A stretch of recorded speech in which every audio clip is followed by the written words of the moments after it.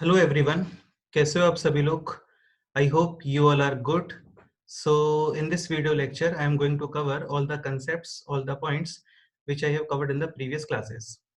तो इस लेक्चर के थ्रू आप सारी चीज़ें और इजीली और कम टाइम में समझ सकते हो. ठीक है, तो हम लोगों ने स्टार्ट किया था बाइनोमियल थ्योरम. 1 मिनट मेरे को शेयर करने दो थोड़ा. ओके, सो हम लोगों ने क्लास के अंदर स्टार्ट किया था बाइनोमियल थ्योरम. काफ़ी इंटरेस्टिंग टॉपिक है ये, और अभी स्टार्टिंग में हम लोग इसका बेसिक से स्टडी करने वाले हैं, और हम लोग इसको ऑलमोस्ट 4 या 5 लेक्चर्स हम लोग इसको देंगे. बाकी फुल टॉपिक हम लोग जब हमारा quadratic equation, trigonometry, sequence and series, ठीक है, लॉगरिथम वगैरह कंप्लीट हो जाएगा, तब हम लोग बाकी का टॉपिक इसके अंदर कवर करेंगे. ठीक है, लेकिन स्टार्टिंग में पढ़ना इसको मस्ट है, क्योंकि अ, क्योंकि इन टॉपिक्स के अंदर भी, ट्रिग्नोमेट्री हो गया, इन सब के अंदर भी बाइनोमियल थ्योरम के कुछ नोटेशंस और कुछ फॉर्मूले हम लोग यूज करने वाले हैं. ओके, ठीक है, तो इसके अंदर कुछ टर्मिनोलॉजीज हैं, वो हम लोग एक बार स्टडी कर लेते हैं. लाइक फर्स्ट पॉइंट है इसके अंदर बाइनोमियल एक्सप्रेशंस. भाई बाइनोमियल थ्योरम पढ़ने से पहले ये तो क्लियर होना चाहिए कि बाइनोमियल एक्सप्रेशन होता क्या है. तो देखो, बिल्कुल सिंपल डेफिनेशन है इसका, ऐसा कुछ फॉर्मल तरीके से नहीं पढ़ना हमें इसका definition. So binomial expressions is expressions including two terms. Like यहाँ पे एक्स एंड वाई आपको दिख रहा होगा, टू ही टर्म्स है, तो इसको आप बोलते हो बाइनोमियल. इधर भी x and y two terms हैं, तो इसको भी आप बोलते हो बाइनोमियल. यहाँ पर भी 3x 2y टू टर्म्स हैं, अगेन ये भी बाइनोमियल है. 3x 1/4x square, again to terms है, ये भी बाइनोमियल है. सपोज करो इस तरीके से लिखा होता y प्लस 1/z, तो ये भी बाइनोमियल ही है.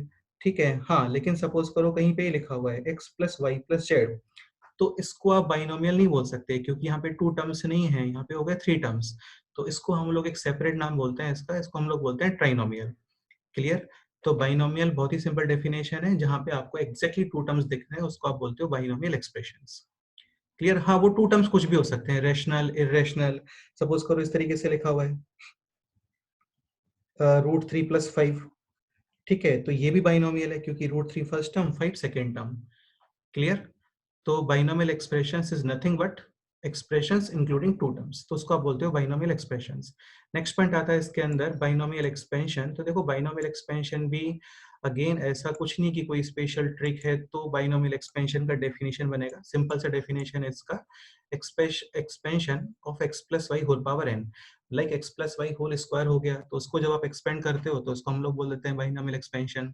x plus y whole cube है, तो इसको भी आप बोल देते हो binomial expansion. Again suppose x plus y plus z whole square होता, तो उसको हम लोग बोलते हैं फिर ट्राइनोमियल एक्सपेंशन. डन? ठीक है. अभी देखो होता क्या है, इस चैप्टर को पढ़ने का रिक्वायरमेंट क्यों है, वो तुम्हें इस पॉइंट में समझ में आता है एक्चुअली.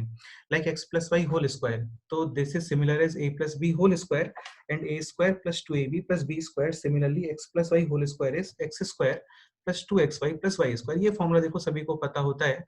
ठीक है, इसमें कुछ स्पेशलिटी नहीं है. Similarly suppose x plus y whole cube है, तो ये फॉर्मूला भी सबको पता होता है, x cube plus 3x² y plus 3xy² plus y cube.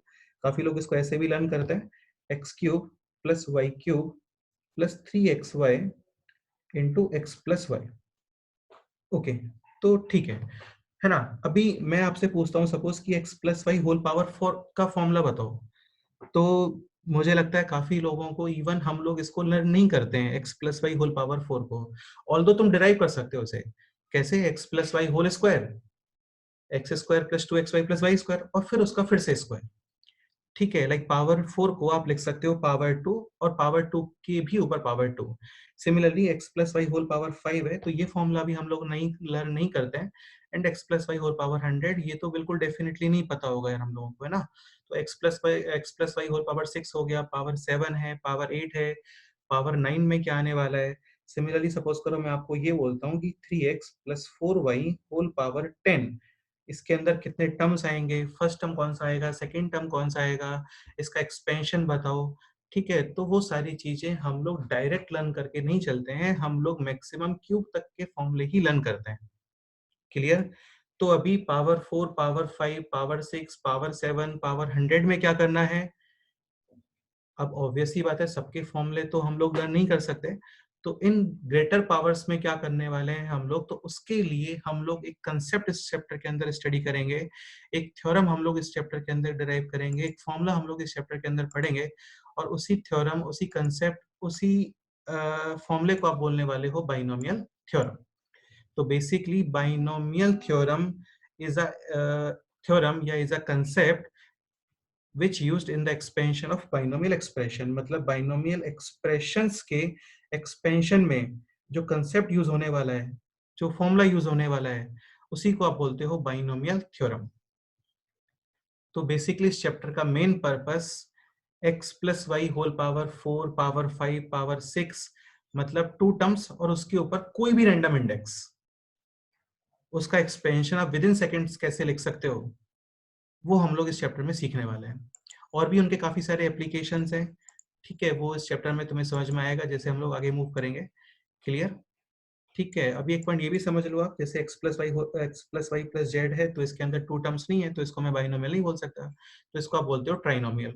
Similarly x y z डब्ल्यू, सपोज यहाँ पे तुम्हें दिख रहा होगा कि यहाँ पे 2 टर्म्स नहीं है तो मैं इसको बाइनोमियल भी नहीं बोलने वाला हूँ, इसको मैं ट्राइनोमियल भी नहीं बोल सकता हूँ, इसको हम लोग बोलते हैं बाई क्वाड्रेटिक, क्योंकि यहाँ पे 4 टर्म्स हैं। क्लियर? जैसे एक आप पॉलीगन को रेफर करो, ठीक है, तो जहाँ पे 4 साइड्स होते हैं तो उसको आप बोलते हो क्वाड्रिलेटरल, 3 साइड है तो आप बोलते हो ट्रायंगल, 5 साइड्स होते हैं तो उसको आप बोल देते हो पेंटागन, 6 साइड्स होते हैं तो उसको आप बोलते हो हेक्सागन, ठीक है, और मल्टीपल साइड्स होते हैं तो उसको हम लोग बोल देते हैं पॉलीगन। ऐसे ही सपोज करो 3 टर्म्स हैं तो ट्राइनोमियल, 2 टर्म्स हैं तो बाइनोमियल, 4 टर्म्स है तो बाई क्वाड्रेटिक, और भी बहुत सारे टर्म्स हैं तो फिर हम लोग बोल देते हैं उसको मल्टीनोमियल। ठीक है, क्या बोलते हैं उसको हम लोग फिर? मल्टीनोमियल।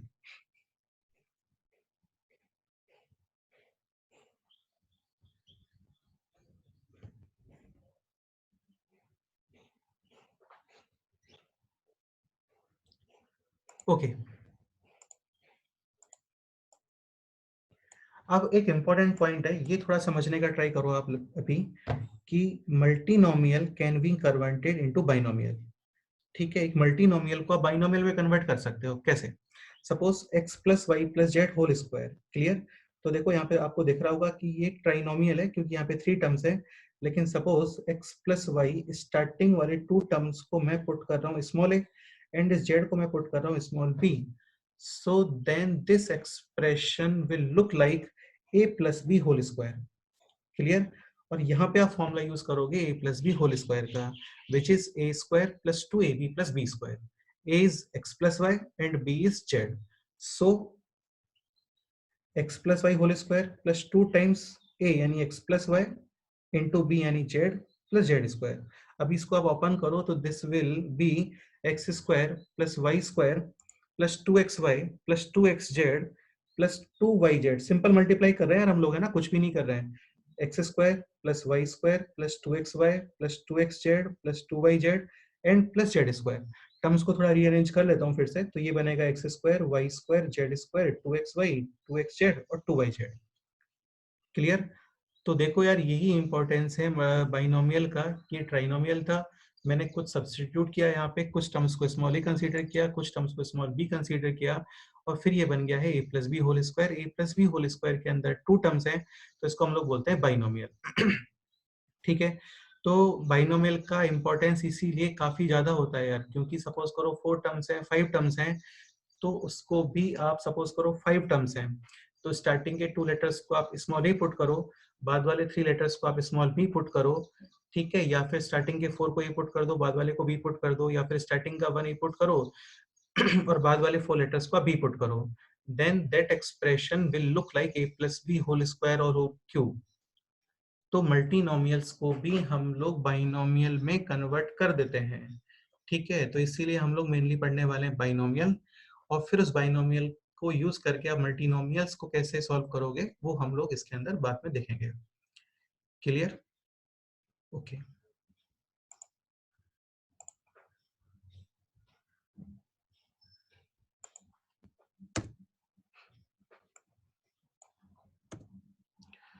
ओके, तो देखो इस चैप्टर को स्टडी करने से पहले यहाँ पे 2 पॉइंट समझना काफी कंपलसरी है, काफी मस्ट है, तो उनको मैं बेसिक पॉइंट बोल रहा हूँ, बेसिकली ब्रिक एलिमेंट्स बोल सकते हो आप उनको। उसके अंदर फर्स्ट पॉइंट है फैक्टोरियल और सेकंड पॉइंट है बाइनोमियल कोफिशिएंट। ये नोटेशंस आपको बहुत अच्छे से क्लियर होने चाहिए क्योंकि अब हर जगह पे इस चैप्टर में यूज होने वाले हैं। डन? तो ये है फैक्टोरियल। इसको फैक्टोरियल क्या है देखेंगे अभी हम लोग। फैक्टोरियल इसको आप इस तरीके से एक्सक्लेमेशन मार्क से शो करते हो। किससे शो करते हो आप? एक्सक्लेमेशन मार्क से। बाइनोमियल कोफिशिएंट अभी बाद में देखते हैं, पहले फैक्टोरियल कंप्लीट कर लेते हैं पूरा अच्छे से, ठीक है। तो फैक्टोरियल का मीनिंग क्या है, इसको अच्छे से समझने का ट्राई करो। Like one factorial, clear. So one factorial is one, two factorial is two into one, clear. Three factorial is three into two into one. तो बेसिकली ये मल्टीप्लीकेशन है। अच्छा एक पॉइंट और, यहाँ पे डॉट का मतलब डेसिमल नहीं होता है। डॉट हम लोग मल्टीप्लीकेशन को ही रिप्रेजेंट करने के लिए यूज करते हैं, clear. Four factorial is nothing but four into three into two into one. तो देखो क्लियरली एक ऑब्जर्वेशन है यहाँ पे कि सपोज करो कोई भी नंबर है जिसका फैक्टोरियल हम लोग कैलकुलेट कर रहे हैं, तो सबसे पहले आप उस नंबर को लिखते हो, फिर कंटिन्यूअस आप वन डिक्रीज करते हो, कंटिन्यूअस, एंड वन डिक्रीज करते करते करते मेरे को जाना होता है वन तक, क्लियर। और उन सारे नंबर्स का मल्टीप्लाई। ऑब्वियस ही बात है, सपोज करो आप वन के और आगे चले गए तो आएगा जीरो। तो ये सारे फैक्टोरियल्स सभी सबकी वैल्यू जीरो आ जाएगी। तो वो हम लोगों को नहीं करना होता है, इसको आप स्टॉप करोगे वन पर, clear. Like one factorial is one, two factorial is two into one which is equal to two, three factorial is three into two into one, तो three into two six into one यानी कि six, clear. Four factorial four into three into two into one, four into three twelve, twelve into two 24, तो इसका value आ गया है 24। Five factorial 24 into five यानी हो गया है 120, clear. Six factorial is nothing but 6 into 5 into 4 into 3 into 2 into 1. So up to 5 into 4 into 3 into 2 into 1 is 120. 120 into 6 is 720. Clear. आपको up to 6 factorial ये वैल्यूज डायरेक्ट लर्न होना चाहिए, ठीक है, काम आता है। देखो यार ऐसा है, सपोज करो कहीं पे लिखा हुआ है 58, तो 58 को देख के ये माइंड में एक बार आना चाहिए कि 58 29 के टेबल में सेकंड प्लेस पे आता है। तो सपोज करो किसी के इक्वेशन के अंदर 58 भी प्रेजेंट है और 29 भी प्रेजेंट है, तो आप उनको रिलेट कर सकते हो कि यार 58 29 का टू टाइम्स होता है, क्लियर। ऐसे ही सपोज करो कहीं पे लिखा हुआ है टू, तो एक बार माइंड में आना चाहिए कि two is nothing but two factorial. Similarly six is three factorial, similarly 24 is four factorial, 120 is five factorial, 720 is six factorial. तो देखो सेवन फैक्टोरियल जब तुम कैलकुलेट करोगे तो वो आएगा 720 इंटू सेवन यानी कि 5000 समथिंग उसका आंसर आएगा। मतलब इसकी वैल्यू काफी ज्यादा आने वाली है, ये चीज अच्छे से समझ लो। सेवन फैक्टोरियल सेवन नहीं है, seven factorial is multiplication of numbers from one two seven, and seven is only seven, clear. ठीक है, तो इसका मतलब केवल ऐसे दो ही नंबर्स हैं जो अपने फैक्टोरियल के इक्वल हैं। सपोज करो कहीं पे लिखा हुआ है x factorial is equal to x, तो only possibility is x is equal to one और x is equal to two, clear. One factorial is equal to one, two factorial is equal to two, but three factorial three नहीं होता, three factorial होता है six. Four factorial four नहीं होता है, four factorial होता है 24, और फोर तो फोर ही होता है, तो ऑब्वियस ही बात है 24 is not equal to four, clear. अच्छा और समझते हैं। अब आप इसके अंदर ये भी पॉइंट देखो, टू फैक्टोरियल ये है टू इंटू वन, मतलब यहाँ पे टू नेचुरल नंबर्स का मल्टीप्लीकेशन हो रहा है। Three factorial three into two into one, three numbers का मल्टीप्लीकेशन हो रहा है। Four factorial four into three into two into one, four numbers का मल्टीप्लीकेशन हो रहा है यहाँ पे। तो सिमिलरली सपोज करो मैं एन फैक्टोरियल का डेफिनेशन बनाता हूँ। यार मैथ्स के अंदर हम लोग यही करने वाले हैं, पहले हम लोग एग्जाम्पल से स्टडी करेंगे, फिर बाद में कंसेप्ट क्लियर होने के बाद उसका डेफिनेशन हम लोग अपने आप से बनाते हैं, ठीक है। तो n factorial is nothing but product of n natural numbers starting from n to 1 भी लिख सकते हो आप, बाकी बेटर रहता है कि आप स्टार्टिंग फ्रॉम 1 टू n लिखो। लाइक 100 फैक्टोरियल है तो इस 100 से स्टार्ट करके 1 पे आना, इससे बेटर सुनने में लगता है 1 से स्टार्ट करके और 100 पे आना, क्लियर। बाकी आप 100 टू 1 लिखोगे तो भी कोई प्रॉब्लम नहीं है, 1 टू 100 लिखोगे तो भी ओके है। तो product of n natural numbers, clear, starting from n to 1 और starting from 1 to n, clear. Natural numbers का मल्टीप्लिकेशन है, कंसेक्यूटिव नेचुरल नंबर्स का मल्टीप्लिकेशन है, और 1 से लेकर के उस नंबर जिसके आप फैक्टोरियल कैलकुलेट कर रहे हो वहां तक सभी नंबर्स को आपको मल्टीप्लाई करना होता है। Like 10 factorial is 10 into 9 into 8 into 7 into 6 into 5 into 4 into 3 into 2 into 1। मतलब 10 से स्टार्ट करोगे, कंटिन्यूस डिक्रीज करोगे, और 10 into 9 into 8 up to dot dot dot up to 1 तक हम लोगों को मल्टीप्लाई करना होता है, क्लियर? तो एक वैल्यू आती है, वो वैल्यू ही 10 फैक्टोरियल के इक्वल है। ओके, तो देखो ये आपको क्लियर होनी चाहिए। आप अपने आप से नोट्स बनाओ अच्छे से, और उस नोट्स के अंदर ये सारी चीजें प्रॉपर जैसा मैंने यहाँ पे नोट किया हुआ है वैसे ही आपको नोट करना है। क्लियर? बेटर मैं रिकमेंड करूंगा कि नोट करने के लिए एटलीस्ट 2 पेन्स आप यूज करो, ब्लैक और ब्लू या रेड और ब्लू। जितने भी हेडिंग्स वगैरह हैं उनको आप रेड पेन से नोट कर सकते हो। बाकी जो थियोरेटिकल लाइक डेफिनेशन हो गया, ये एग्जांपल्स वगैरह हो गए, इनको आप ब्लू पेन से नोट करो। ठीक है, बाद में हम लोगों को एग्जाम टाइम पे नोट्स ही स्टडी करने होते हैं, तो नोट्स ही आपके सब नोट्स सबसे बेस्ट होने चाहिए आपके, है ना, ताकि बाद में आप लोग स्टडी करो तो आपको वो समझ आए। ओके, ठीक है, तो आई थिंक फैक्टोरियल का डेफिनेशन क्लियर हो गया है सभी लोगों को। ओके, एग्जाम्पल लेते हैं अभी 9 फैक्टोरियल। सो 9 factorial same again, 9 into 8 into 7 into 6 into 5 into 4 into 3 into 2 into 1। अब आप एक चीज समझने का ट्राई करो यार, है ना, ये थोड़ा सा इंपॉर्टेंट है। Like 8 into 7 into 6 up to 1 तक, ये 8 फैक्टोरियल के इक्वल है। क्लियर? तो इसको आप लिख सकते हो 9 इंटू 8 फैक्टोरियल। सिमिलरली मैं इसको ये भी लिख सकता हूँ 9 into 8 into 7 factorial. 7 6 5 4 3 2 1 it's 7 factorial. Okay, ऐसे आप इसको ये भी लिख सकते हो 9 इंटू 8 इंटू 7 इंटू 6 फैक्टोरियल।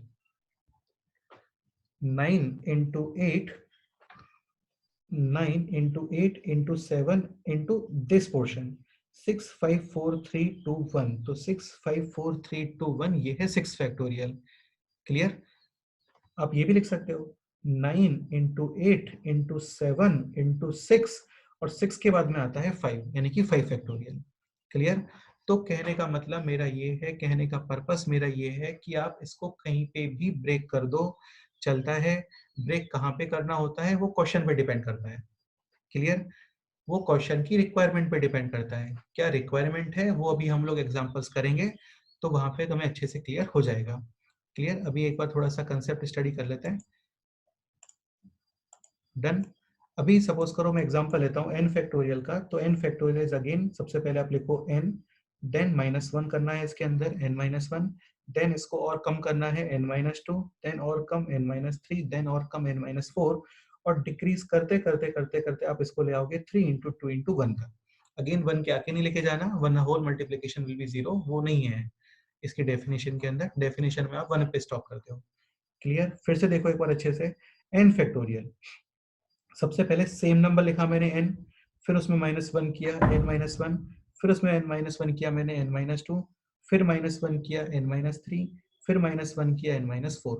तो ऐसे सबसे पहले वो सेम नंबर आप लिखोगे जिसका फैक्टोरियल कैलकुलेट कर रहे हो, फिर कंटिन्यूस -1 -1 -1 -1, और उसको करते करते डिक्रीज करते करते आप ले आओ उस प्रोडक्ट को अप टू 1 तक। क्लियर? ठीक है, ये पॉइंट समझ लो, काफी इंपॉर्टेंट है। n फैक्टोरियल को आप इस तरीके से ब्रेक करोगे, पहले लिखा मैंने n, same number exact same number, फिर उसके अंदर किया -1, तो यहाँ पे ब्रेक कर दिया मैंने n-1 factorial. Again n-1 factorial को आप n-1 नहीं लिख सकते है ना, n-1 फैक्टोरियल डिफरेंट है और n-1 डिफरेंट है। अगेन मैं इसको ये भी लिख सकता हूँ n, then n-1 and then n-2 factorial,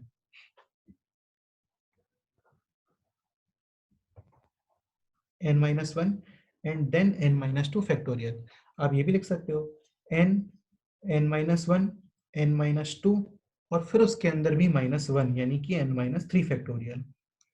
clear? Again ये इसको ब्रेक करना बोलते हैं हम लोग, कि जैसे n फैक्टोरियल को यहाँ पे इसके अकॉर्डिंग मैंने n-1 फैक्टोरियल पे ब्रेक किया, यहाँ पे n-2 फैक्टोरियल पे ब्रेक किया है, यहाँ पे n-3 फैक्टोरियल पे ब्रेक किया है।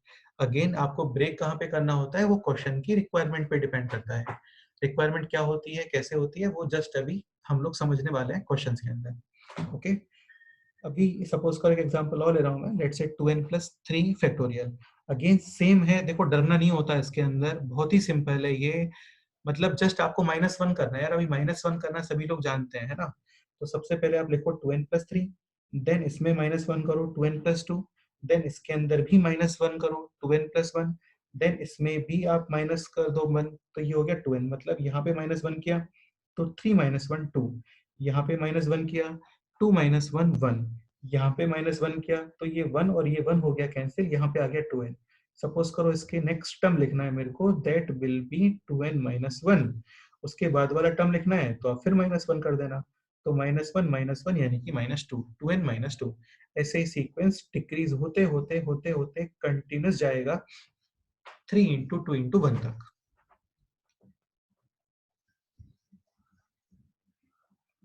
क्लियर? अभी सपोज करो मेरे को ये ब्रेक करना है तो आप ऐसे ब्रेक कर सकते हो। पहले लिखा मैंने 2n प्लस 3, देन आने वाला है 2n प्लस 2, और यहाँ पे आपने फैक्टोरियल ब्रेक कर दिया। अगेन आप ये भी यूज कर सकते हो, 2n plus 3, then 2n plus 2, और उसके बाद में आने वाला है 2n plus 1 factorial. Clear? Again यार वो सब क्वेश्चन की रिक्वायरमेंट पर डिपेंड करेगा, तो मैं अभी बहुत अच्छे से समझ में आ जाएगा। क्वेश्चंस करने वाले हम लोग जल्दी ही। ठीक है, नेक्स्ट 2n प्लस 3, फिर 2n प्लस 2, फिर 2n प्लस 1, और 2n प्लस 1 के बाद आने वाला है 2n, और 2n फैक्टोरियल पे मैंने इसको स्टॉप कर दिया है। अगेन आप चाहो तो 2n के बाद में 2n माइनस 1 आएगा, तो उसके फैक्टोरियल पे भी आप इसको स्टॉप कर सकते हो। ओके,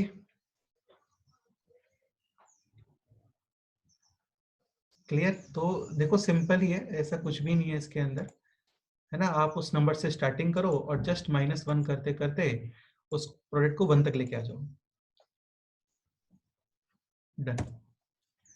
नेक्स्ट एक छोटा सा कंसेप्ट ये भी आपको मैं बता देता हूँ। सपोज करो, थोड़ा इसको समझने का ट्राई करना, ये इंपॉर्टेंट है।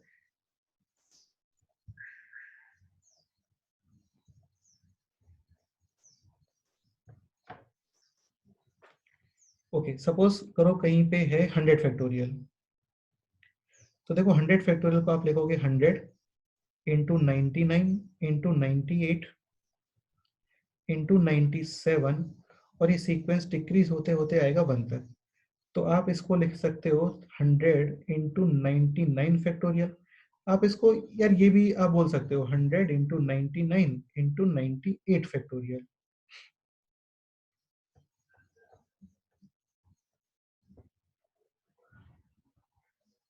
ठीक है, इट मीन्स 100 फैक्टोरियल के अंदर 99 फैक्टोरियल भी आने वाला है, 98 फैक्टोरियल भी एग्जिस्ट करेगा, 97 फैक्टोरियल भी एग्जिस्ट करेगा, 96 फैक्टोरियल भी एग्जिस्ट करेगा, 95 फैक्टोरियल भी एग्जिस्ट करेगा, 50 फैक्टोरियल भी एग्जिस्ट करेगा।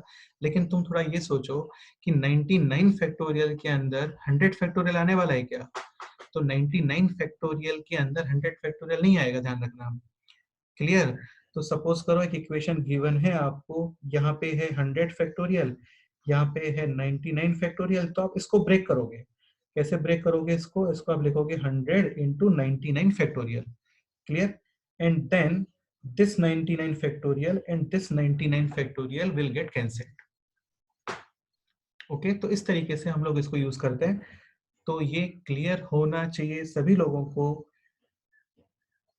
कि ग्रेटर नंबर्स के अंदर स्मॉलर नंबर के फैक्टोरियल होते हैं। ग्रेटर एक्सप्रेशंस के अंदर स्मॉलर नंबर के फैक्टोरियल आने वाले हैं। Greater number having factorial of smaller numbers, greater number will be having factorial of smaller numbers, but smaller number will not be having factorial of greater numbers. So always break greater numbers. तो हमेशा आपको greater numbers, बड़े numbers की break करना है। ये example अभी मैंने आपको एक्सप्लेन किया था। 100 factorial will be having 99 factorial और 98 फैक्टोरियल और 97 factorial, but 98 factorial will not be having 100 factorial. Clear? So you will break 100 factorial.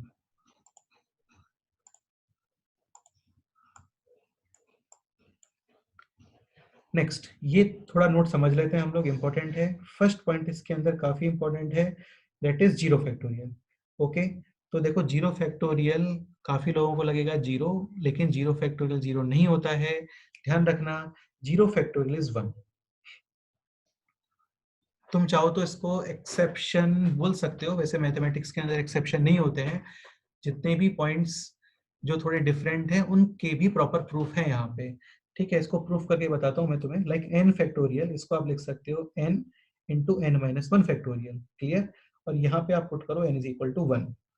तो n is equal to one put करो इस एक्सप्रेशन के अंदर, तो you will find one factorial is equal to n is equal to one, यानी कि one time one minus one, zero factorial. Clear? One factorial is nothing but one, so zero factorial equals to 1 factorial upon 1 using cross multiplication. 1 factorial is 1 upon 1. So 1 upon 1 is 1. तो 0 factorial का value होता है 1. ध्यान रखना, important है, 0 factorial 0 नहीं होता, 0 factorial होता है 1. ओके, अभी काफी स्टूडेंट्स को इसमें डाउट होता है कि डेफिनेशन के अकॉर्डिंग, मतलब according to definition of factorial, factorial is basically product of n natural numbers. हाँ, okay, correct definition, but for 0 factorial definition is not valid. 0 factorial के लिए वो डेफिनेशन वैलिड नहीं है, या फिर वो डेफिनेशन 0 फैक्टोरियल के लिए नहीं है, क्योंकि 0 एक नेचुरल नंबर नहीं होता है. 0 इज अ होल नंबर और इसका वैल्यू आता है 1. क्लियर? तो ध्यान रखना, 0 फैक्टोरियल के लिए डेफिनेशन वैलिड नहीं है, और 0 फैक्टोरियल का वैल्यू 0 नहीं होता, 0 फैक्टोरियल का वैल्यू होता है 1. ये आपको माइंड में होना ही चाहिए. Okay, second point. Second point, n factorial is defined या n factorial is valid only if n belongs to whole numbers. whole numbers क्या होते हैं? 0 1 2 3 4 5 6, मतलब नेचुरल नंबर्स के अंदर जब आप जीरो को यूज करना स्टार्ट करते हो तो उसको हम लोग बोलते हैं होल नंबर्स. तो देखो 1 factorial, 2 factorial, 3 factorial, 4 factorial, 5 factorial, ये सब डेफिनेशन में ही था, और उसके अंदर मैंने जीरो को और यूज किया. तो basically n factorial is defined only if या only for या only when n belongs to whole numbers. W for whole numbers.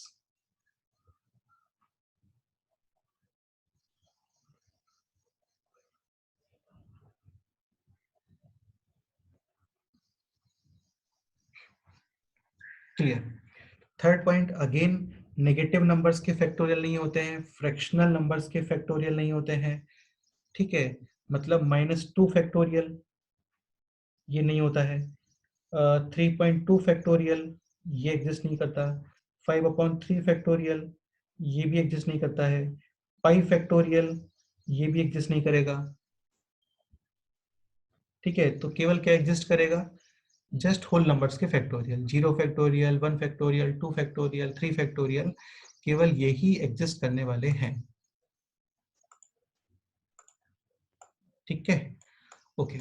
अभी ये एग्जांपल समझते हैं. Like 10 factorial upon 7 factorial, you have to find out the value of 10 factorial upon 7 factorial. तो देखो बिल्कुल सिंपल क्वेश्चन है. अगेन 10 फैक्टोरियल और 7 फैक्टोरियल इन दोनों में ग्रेटर है 10, तो आप 10 को ब्रेक करोगे. जो मैं कंसेप्ट आपको पहले बता रहा था, तो वो यही कंसेप्ट है कि ग्रेटर नंबर को ही ब्रेक करते हैं हम लोग. तो 10 factorial can be written as 10 into 9 into 8. अब आप एक काम करो, इसको 7 फैक्टोरियल पे ब्रेक कर दो, बिकॉज डिनोमिनेटर में भी है 7 फैक्टोरियल. क्लियर? तो मैं जो बोल रहा था कि क्वेश्चन की रिक्वायरमेंट पे डिपेंड करता है कि कहाँ पे ब्रेक करना है, वो यही रिक्वायरमेंट है. क्योंकि डिनोमिनेटर में है 7 फैक्टोरियल, तो आप इसको 7 फैक्टोरियल पे ब्रेक कर दो. क्लियर?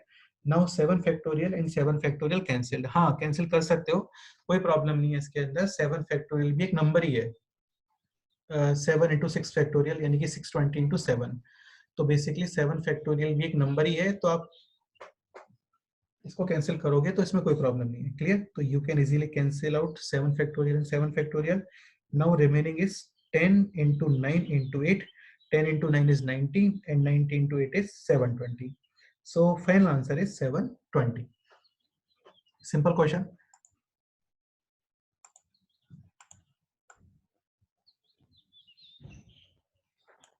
ठीक है, नेक्स्ट क्वेश्चन है ये 9 इंटू 8 इंटू 7 इंटू 6.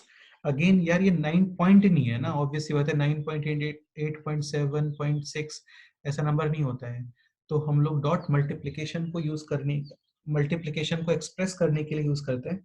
जनरली हम लोग इस साइन को मल्टीप्लीकेशन के लिए यूज नहीं करते हैं, क्योंकि इससे एक्स का कंफ्यूजन होता है.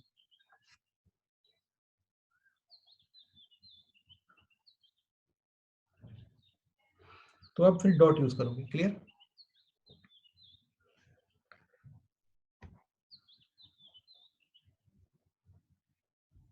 तो हम लोग डॉट यूज करते हैं. चलो ओके, ठीक है. तो ये क्वेश्चन है, इसको एक बार ट्राई करो सभी लोग. 9 into 8 into 7 into 6.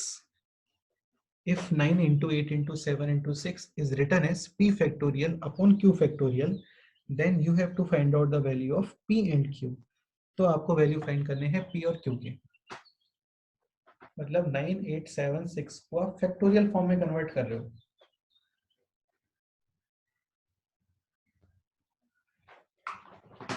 तो आपको वैल्यूज फाइंड करना है पी और क्यू।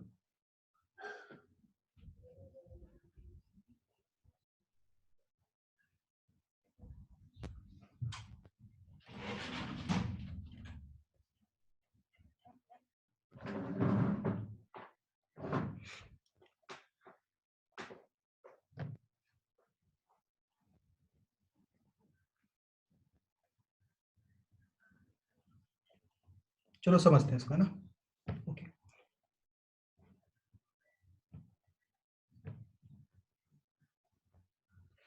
तो देखो 9 इंटू से 8 इंटू 7 इंटू 6। तुम लोग ये चीज समझने का ट्राई करो यहाँ पे थोड़ा कि 9 इंटू 8 इंटू 7 इंटू 6, ठीक है, फैक्टोरियल फॉर्म में कन्वर्ट करना है मेरे को ये। और मेरे को पता है कि फैक्टोरियल के अंदर नंबर से स्टार्टिंग होकर कंटिन्यूस वन डिक्रीज होता है और अप टू वन तक जाता है। मतलब यहाँ पर ध्यान से सुनना अभी, फैक्टोरियल कंप्लीशन के लिए जो टर्म मिसिंग है they are 5 into 4 into 3 into 2 into 1। तो 9876 को फैक्टोरियल कंप्लीशन के लिए मिसिंग था 5 इंटू 4 इंटू 3 इंटू 2 इंटू 1। तो वही हम लोगों ने किया multiply.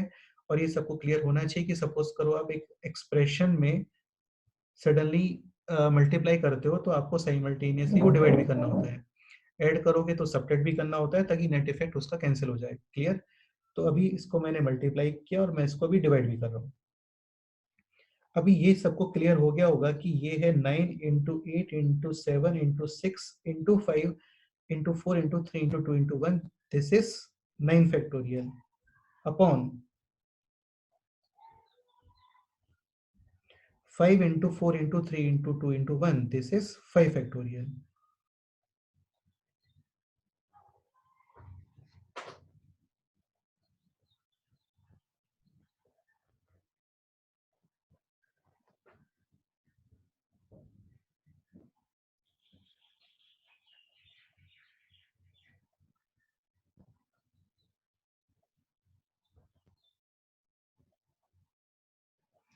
Okay,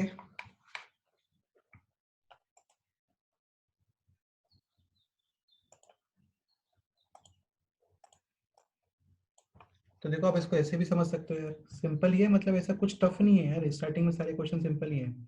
like 9 into 8 into 7 into 6। Clear. तो इसको मैंने मल्टीप्लाई किया 5 into 4 into 3 into 2 into 1, divide किया 5 इंटू 4 इंटू 3 इंटू 2 इंटू 1। अभी इसका फैक्टोरियल कंप्लीट हो गया पूरा, क्योंकि यहाँ पे 9 से 1 तक सारे कंसेक्यूटिव टर्म्स हैं, कंटिन्यूस डिक्रीज भी हो रहा है। So this is 9 factorial upon 5 factorial. So using comparison, p is equal to 9 because p numerator में है और q डिनोमिनेटर में है, तो q is equal to 5। So finally answers are p is equal to 9 and q is equal to 5. Clear.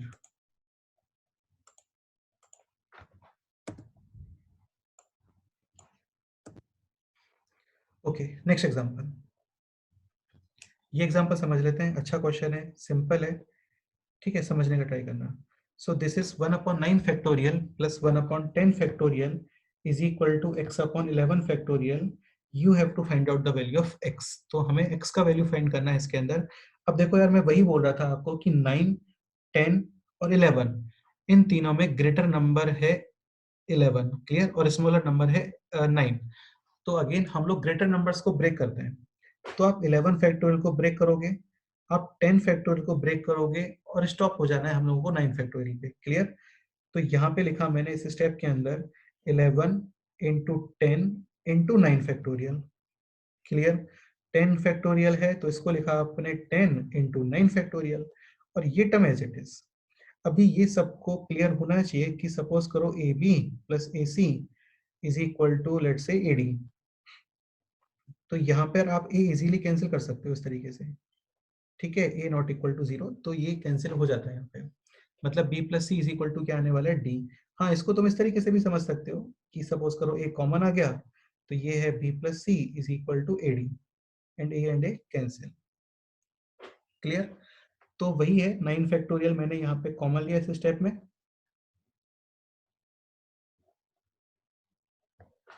अच्छा, तो इसमें से जब आप 9 फैक्टोरियल कॉमन लोगे तो remaining is 1/1 plus 1/10।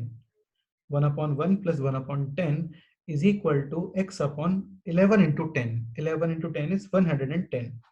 Clear? This 9 factorial and this 9 factorial cancel out. Clear? अब देखो यार, ये आप सॉल्व कर सकते हो 1/1 प्लस 1/10। 1/1 को you can write 10/10। तो इस टाइप के क्वेश्चंस को सॉल्व करने के टू मेथड्स होते हैं। फर्स्ट आप बेस सेम बनाते हो, सेकंड आप एलसीएम लेते हो। तो देखो इजी है, ऐसा कुछ इसमें प्रॉब्लम नहीं होना चाहिए।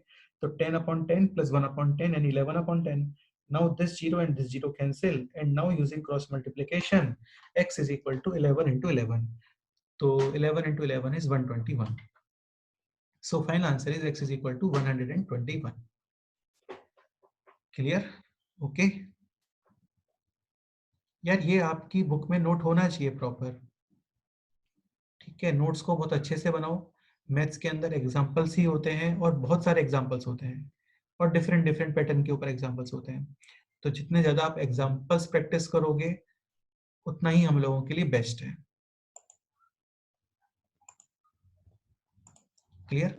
तो ये सब प्रॉपर अपनी नोटबुक में नोट करके रखो। ऑलरेडी नोटेड है फिर तो कोई प्रॉब्लम नहीं है, लेकिन नोट नहीं किया है तो नोट कर लो और इसी सीक्वेंस में नोट करो। क्लियर? ठीक है, नेक्स्ट एग्जाम्पल देखते हैं।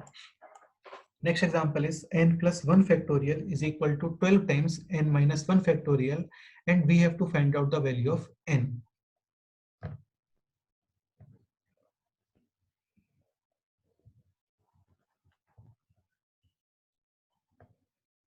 Okay, so question is n plus 1 factorial is equal to 12 times n minus 1 factorial. Clear? और इस क्वेश्चन के अंदर मेरे को फाइंड करना है n। देखो सबसे पहले तो आपको ये क्लियर होना चाहिए कि n प्लस 1 और n माइनस 1 इन दोनों में ग्रेटर कौन है।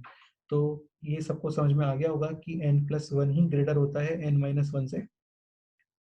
तो जो मैं कंसेप्ट आपको बार बार बता रहा था कि आप ग्रेटर नंबर्स को ही ब्रेक करोगे, तो यहाँ पे मैं ब्रेक करने वाला हूँ n+1 को।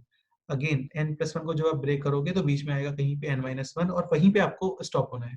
तो जो मैं ये कंसेप्ट बार बार बोल रहा था कि ब्रेक कहाँ पे करना होता है या स्टॉप कहाँ पे करना होता है, एक क्वेश्चन की रिक्वायरमेंट पे ही डिपेंड करेगा। तो वो दिख रहा है सब लोगों को कि n+1 को आप ब्रेक करो अप टू n-1 फैक्टोरियल तक। स्टार्ट करते हैं। ब्रेक कैसे करोगे? सबसे पहले आप लिखो इसको एज इट इज, यानी n+1। अभी इसमें से -1 कर दो, तो n+1 -1 यानी कि n। क्लियर? n के बाद क्या आने वाला है? n-1। और यहाँ पे आप ब्रेक कर दो इसको factorial is equal to 12 times n-1 factorial. Clear? So this n-1 factorial and this n-1 factorial cancel out. Done? Okay, next step, just इसको मल्टीप्लाई कर रहे हैं अभी। n square plus n is equal to 12। And now using transposition, take 12 on the left side and it will become negative, क्योंकि जब भी आप transposition करते हो तो साइन चेंज होता है, मतलब पॉजिटिव है वो नेगेटिव बनेगा और नेगेटिव है वो पॉजिटिव। तो अभी 12 पॉजिटिव है, इसको लेफ्ट में लेके आओगे तो नेगेटिव।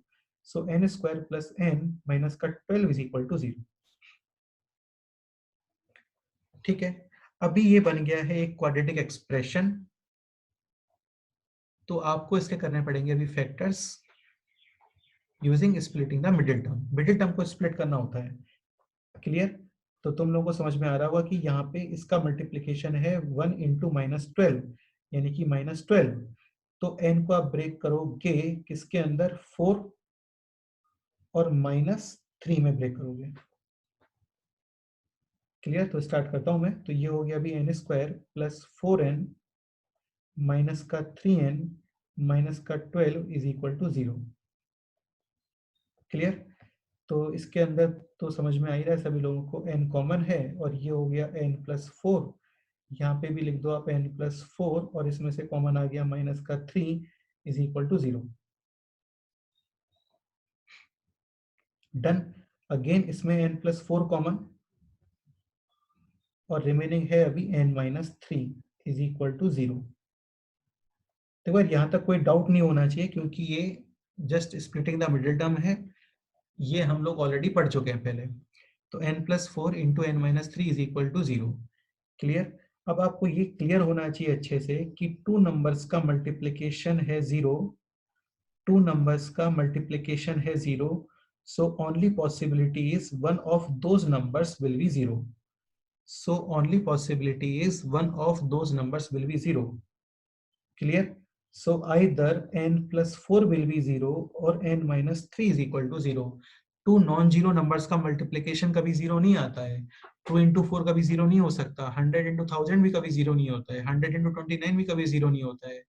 ठीक है, मल्टीप्लीकेशन जीरो आने के लिए वहां पे जीरो का प्रेजेंट होना कंपलसरी है। Okay, so either n plus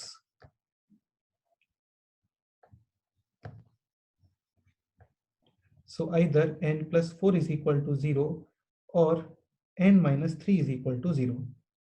Here you will find n is equal to minus 4 and here you will find n is equal to 3. Done. अब एक पॉइंट मैं समझाने वाला हूं, तुम लोगों को अच्छे से समझना इंपॉर्टेंट है। देखो, आप ये नहीं बोल सकते, ध्यान सुना सभी लोग, आप ये नहीं बोल सकते कि यहाँ पे मेरे को फाइनली n के टू डिफरेंट आंसर्स मिल रहे हैं, one is minus 4 and one is 3। आपको क्रॉस चेक करना पड़ता है। क्रॉस चेक क्यों करना पड़ता है? क्योंकि स्टार्टिंग में क्वेश्चन था n plus 1 factorial is equal to 12 times n minus 1 factorial. Clear? Okay, तो ये क्रॉस चेक मस्ट है, आपको करना ही पड़ेगा। सपोज करो मैं n is equal to minus 4 इस एक्सप्रेशन के अंदर पुट करता हूँ, तो माइनस 4 प्लस 1 यानी कि माइनस का 3 फैक्टोरियल। और मेरे को पता है नेगेटिव नंबर्स के फैक्टोरियल डिफाइन नहीं होते हैं, ध्यान रखना। नेगेटिव नंबर्स, फ्रैक्शनल नंबर्स के फैक्टोरियल डिफाइन नहीं होते हैं। So n is equal to minus 4 will not be defined. n is equal to minus 4 acceptable solution नहीं है, क्योंकि n is equal to minus 4 पर ओरिजिनल क्वेश्चन नॉट डिफाइन हो रहा है। अभी हम लोग चेक करते हैं n is equal to 3.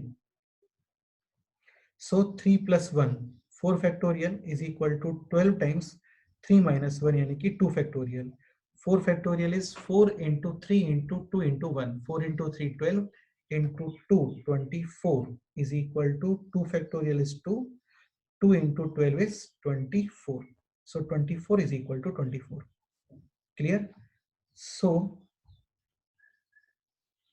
only solution n is equal to 3.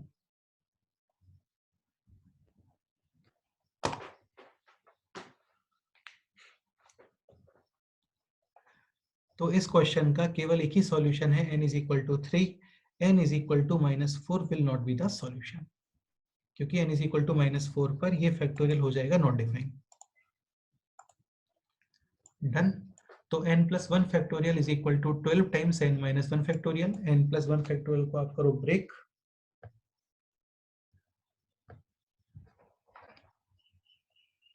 One minute.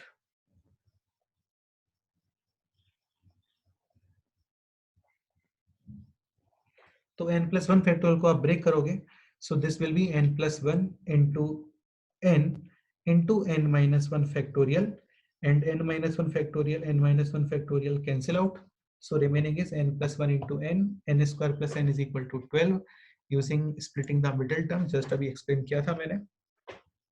ठीक है, तो इसके अंदर फाइनली आंसर्स आने वाले हैं n is equal to 3 and n is equal to minus 4. Again n is equal to minus 4 will not be acceptable because n is equal to minus 4 पर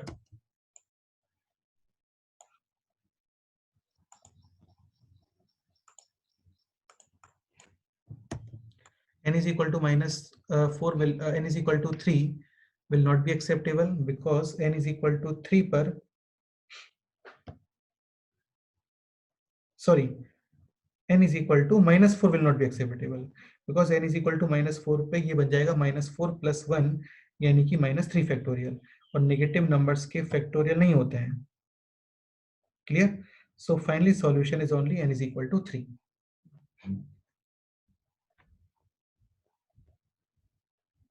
done. आप चेक भी कर सकते हो, 3 को यहाँ पे पुट करो, 3 plus 1 4 factorial is equal to 12 times 3 minus 1 यानी कि 2 factorial. 2 factorial is 2, 12 into 2 is 24 and 4 factorial is also 24. So 24 is equal to 24. तो finally इस क्वेश्चन का आंसर है n is equal to 3. आपको ये बोलता है कि नंबर ऑफ सॉल्यूशंस बताओ, तो एग्जैक्टली वन सॉल्यूशन है, ध्यान रखना, टू सॉल्यूशंस नहीं है. Clear?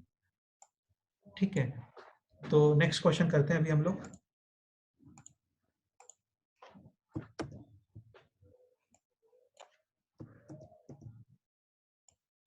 Next question is this.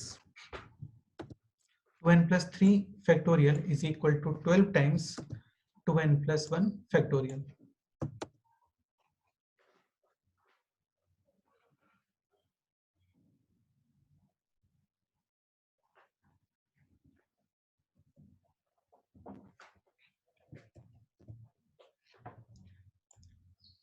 ठीक है, तो इसको समझते हैं यार एक बार. सिंपल ही है ये क्वेश्चन भी. देखो अगेन 2n plus 3 और 2n plus 1, इन दोनों में ग्रेटर है यहाँ पर 2n plus 3. क्लियर? अगेन ये ऑब्वियस है कि 2n plus 3 will be greater than 2n plus 1. So you will break 2n plus 3. तो आप 2n plus 3 को ब्रेक करोगे. कैसे ब्रेक करना है? सबसे पहले 2n plus 3, देन इससे 1 कम यानी कि -1 कर दो यहाँ पे, तो 3 minus 1 is 2. 2n plus 2, then इसका भी -1, 2 minus 1 is 1, so 2n plus 1 factorial. So 2n plus 1 factorial and 2n plus 1 factorial cancel out. Clear? Okay, अभी इनको मल्टीप्लाई करो. देखो बहुत सिंपल है, कुछ भी नहीं है इसके अंदर.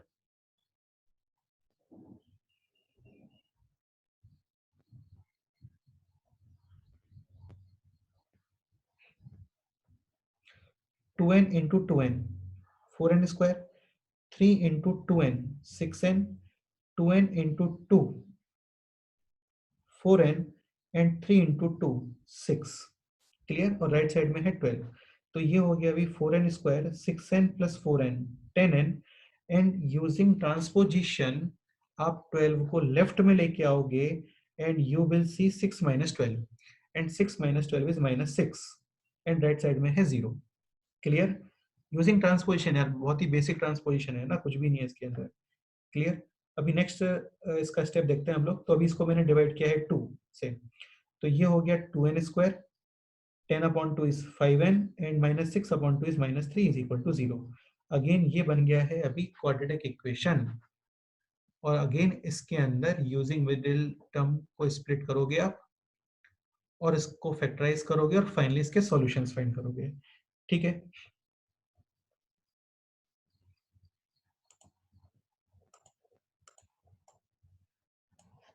तो समझते हैं इसको भी, सिंपल ही है. तो यहाँ पे मल्टीप्लीकेशन कितना आ रहा है? -6. तो 5 को ब्रेक किया मैंने 6 और -1 के अंदर. Clear? So this is 2n square plus 6n minus n minus का 3 इज इक्वल टू 0. क्लियर? यहाँ पे आप कॉमन लो पहले 2n, this is 2n into n plus 3, यहाँ पे -1 common, n plus 3 is equal to 0. Clear? और इसका नेक्स्ट स्टेप आने वाला है अभी n plus 3 into 2n minus 1 is equal to 0. n plus 3 common and 2n minus 1 is equal to 0. Clear? Again two numbers का multiplication है 0, either this will be 0 or this will be 0. So n is equal to -3. जब आप इसको 0 करने वाले हो तो 2n minus 1 is equal to 0, 2n is equal to 1 and n is equal to आ गया है 1 upon 2.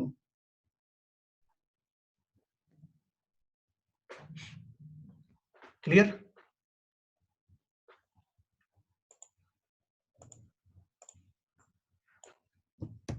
अब एक कंसेप्ट बहुत ध्यान से सुनना, मैं तुम्हें इंपॉर्टेंट पॉइंट बताने वाला हूँ यहाँ पे.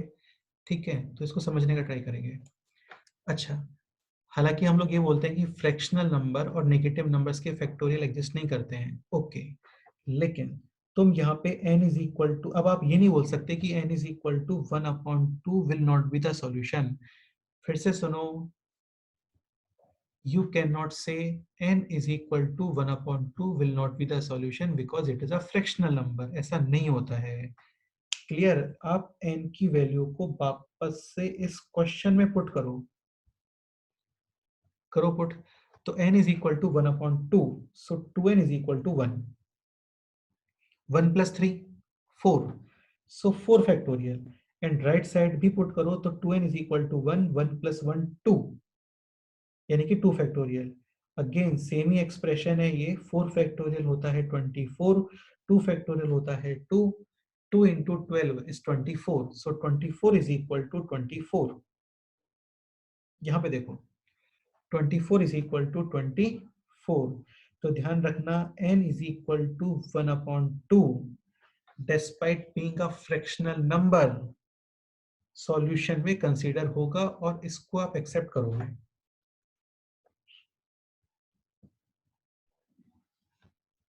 क्लियर? ध्यान रखना इंपॉर्टेंट है ये, ठीक है। n इज इक्वल टू 1/2 एक फ्रैक्शनल नंबर है, लेकिन इस नंबर से original question which is this 2n plus 3 factorial is equal to 12 times 2n plus 1 factorial को कोई प्रॉब्लम नहीं है। तो ध्यान रखना वैल्यू ऑफ n मैटर नहीं करता है, इंपॉर्टेंट है, सुन लो अच्छे से। वैल्यू ऑफ n मैटर नहीं करता। Value of n can be rational, irrational, fractional, negative, positive, anything. Original question के अंदर मतलब स्टार्टिंग में जो क्वेश्चन था वहां पे प्रॉब्लम नहीं आना चाहिए। प्रॉब्लम इन द सेंस उसके अंदर नेगेटिव फैक्टोरियल नहीं आना चाहिए, फ्रैक्शनल फैक्टोरियल नहीं आना चाहिए, इस तरीके से। अभी सपोज करो मैं n इज इक्वल टू -3 को चेक करता हूँ, ठीक है। तो यहाँ पे लेफ्ट साइड और राइट साइड के अंदर आप पुट करो n इज इक्वल टू -3, सो 2 into -3 is -6 and -6 plus 3 is -3। Clear? तो ये हो गया है अभी -3 फैक्टोरियल, और नेगेटिव नंबर्स के फैक्टोरियल नहीं होते हैं। तो n is equal to -3 will not be the solution. Only acceptable solution is n is equal to 1/2।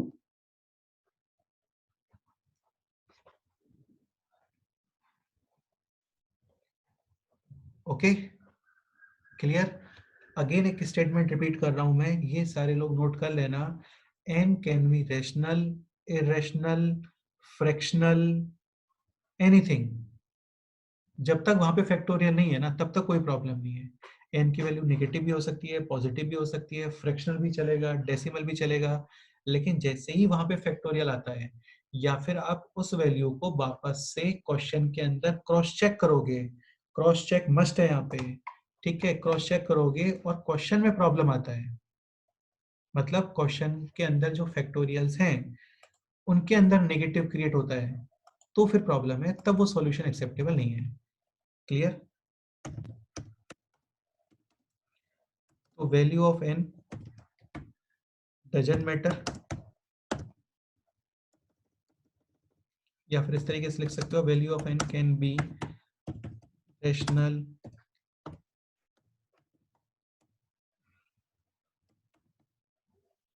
Irrational,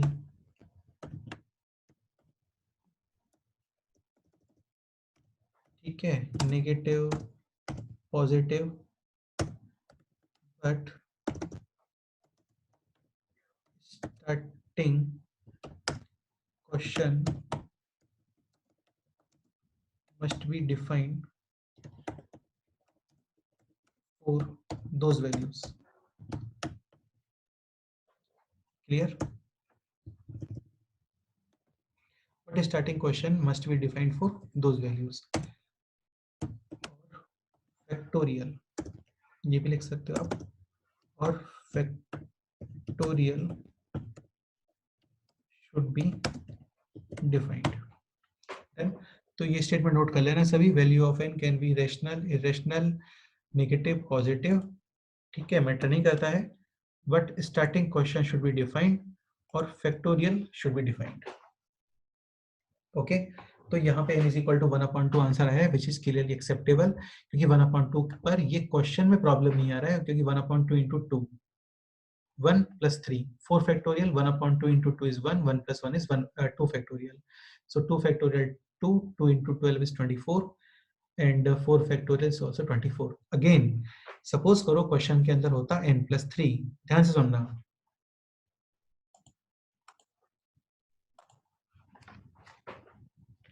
suppose question में होता यहाँ पे n plus 3 factorial, then n is equal to 1/2 will not be acceptable, because 1/2 is 0.5 and 0.5 plus 3 is 3.5, तब ये acceptable नहीं है।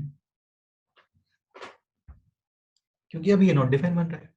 तो simple सा कंसेप्ट है, ध्यान रखना, value of n can be negative, positive, rational, irrational, but जहां पे फैक्टोरियल आता है ना, वहां पे प्रॉब्लम नहीं आना चाहिए।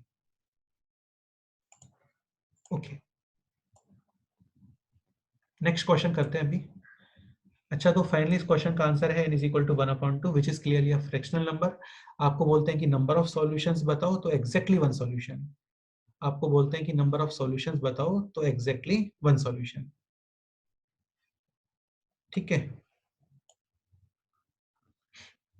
ओके, नेक्स्ट क्वेश्चन करते हैं। काफी क्लासिक क्वेश्चन है, काफी अच्छा क्वेश्चन है, और इजीली ट्राई करते हैं इसको समझने का। Capital N is equal to sigma r factorial r is equal to 1 to 100। तो देखो बेसिकली जो सिग्मा होता है ना, एक समेशन को शो करता है।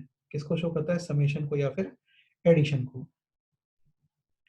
इसको हम लोग बोलते हैं लिमिट्स। ये लोअर लिमिट है and this is upper limit.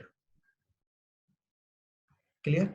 Lower limit upper limit का मतलब क्या होता है? आप r इज इक्वल टू 1 से स्टार्टिंग करोगे, 1 then 2 then 3 then 4 then 5 then 6, और r इज इक्वल टू 100 तक आप मूव करोगे। और सिग्मा का मतलब होता है एडिशन, समेशन, और आप सारी चीजें एडिशन करते रहोगे, प्लस करते रहोगे। क्लियर? जैसे सपोज करो r is equal to 1 put किया मैंने, तो this will be 1 factorial.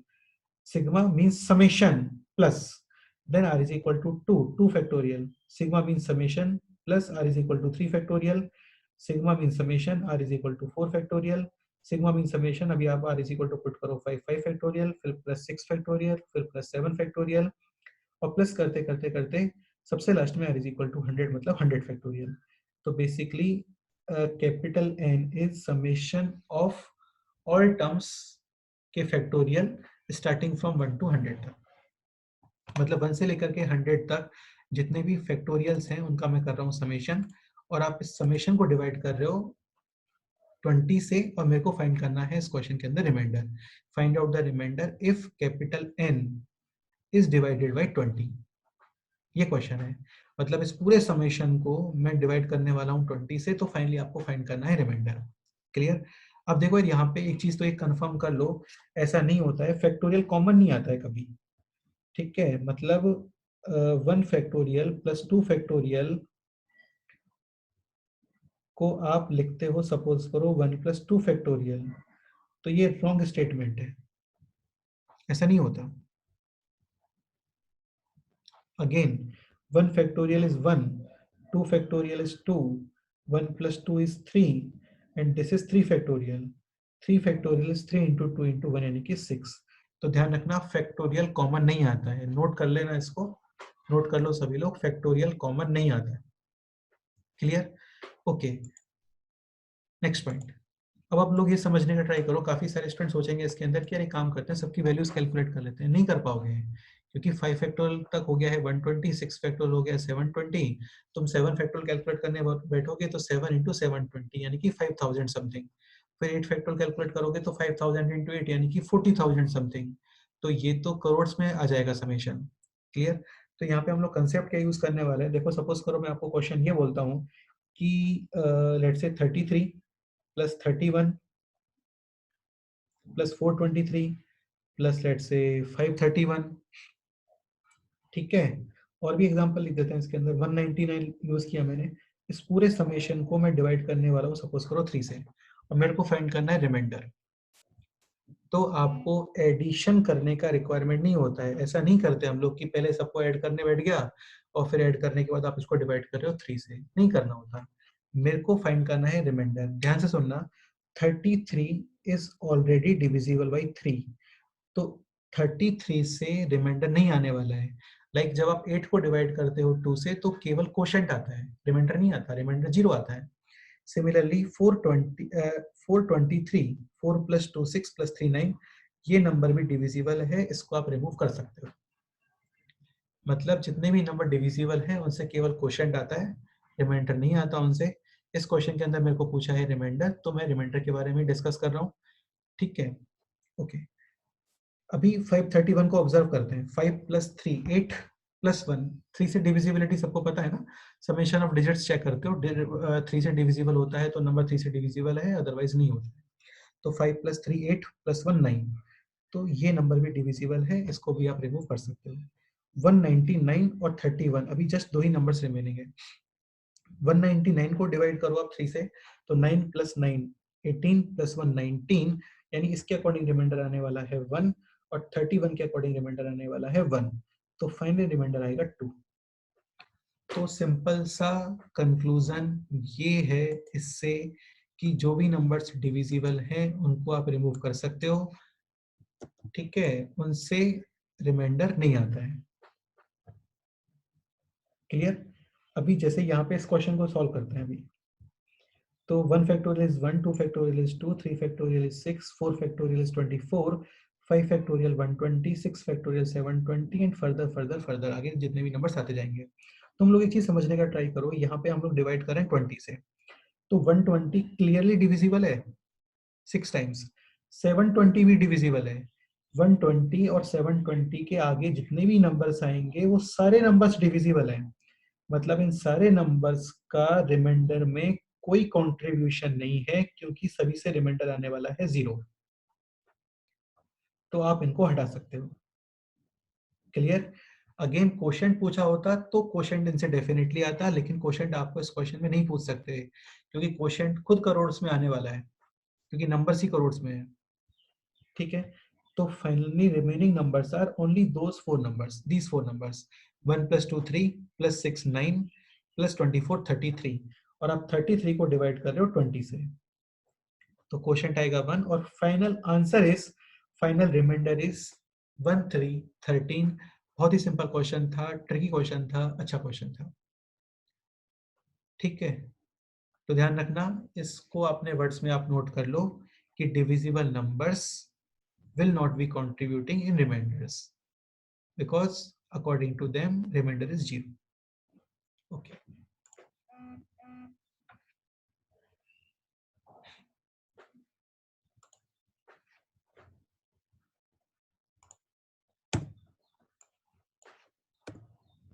Next question करते हैं, सेम ही क्वेश्चन है, 1 factorial + 2 factorial + 3 factorial + 4 factorial + 5 factorial 6 factorial 7 factorial, और इसको आप डिवाइड करने वाले हो 80 मतलब 80 से, तो मेरे को फाइंड करना है इसके अंदर reminder.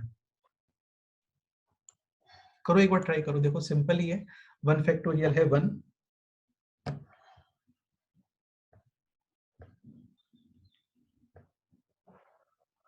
Okay, so 1 factorial is 1, 2 factorial is 2, 3 factorial 6, 4 factorial 24, 5 factorial है 120, 6 फैक्टोरियल 720, फिर कुछ 7 फैक्टोरियल आएगा 5000 समथिंग, फिर 8 फैक्टोरियल आएगा, और इस होल समेशन को मैं डिवाइड करने वाला हूं 80 से। आप बस ये चेक कर लो कि नंबर डिविजिबल कहां से स्टार्ट हो रहे हैं, तो देखो 1 डिवाइड नहीं होता है, 2 6 24, और 120 भी 80 से डिविजिबल नहीं है। 720 चेक करते हैं, 720/80,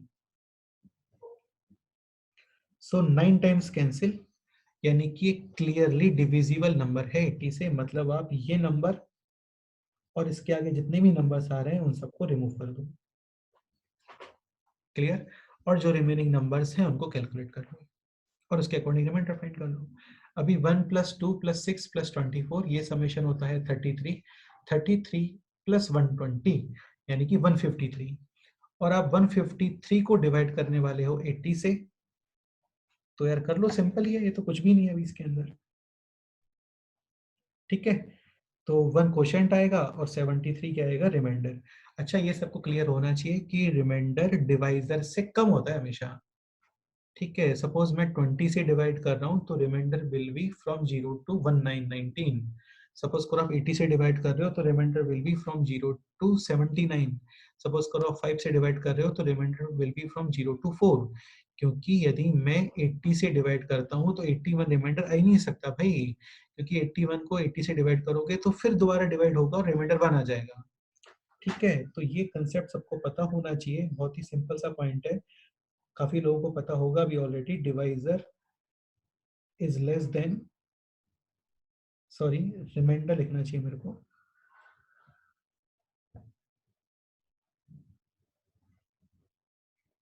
reminder is less than divisor. ठीक है, ऑलवेज,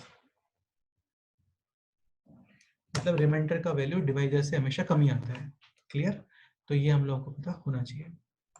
ओके, सिंपल क्वेश्चन था, तो ध्यान रखना इसमें हमको डरना नहीं होता है। सिग्मा मीन होता है जस्ट समेशन। सिग्मा के लिए हम लोग मैं बताता हूँ आपको फिर से, सिग्मा के लिए हम लोग ये साइन यूज करते हैं। क्लियर? तो इस साइन का सिंपली मीन है समेशन, एडिशन, चीजों को ऐड करना। ओके, ठीक है, तो बस सिंपल है ये। तो फाइनली इसका आंसर आ गया 73। नेक्स्ट क्वेश्चन करते हैं। ये बहुत ही क्लासिक क्वेश्चन है, इसको अच्छे से समझना। ठीक है,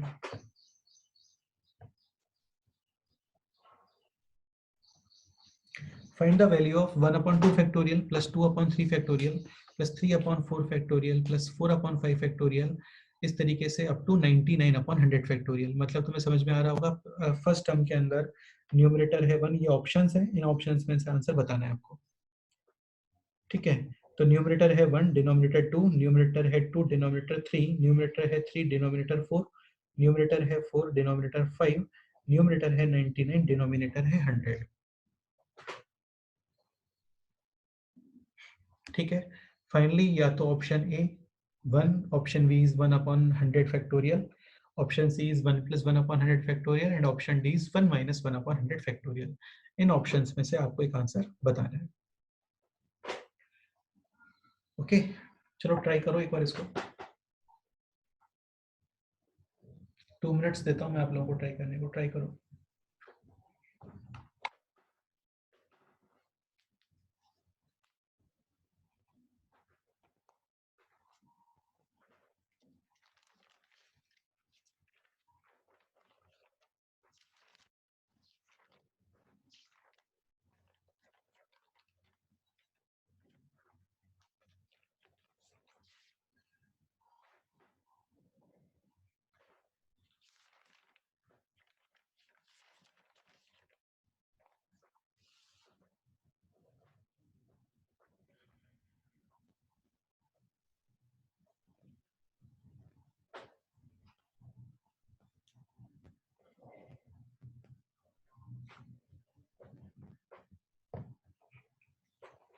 ठीक है, चलो समझते हैं इस क्वेश्चन को, है ना।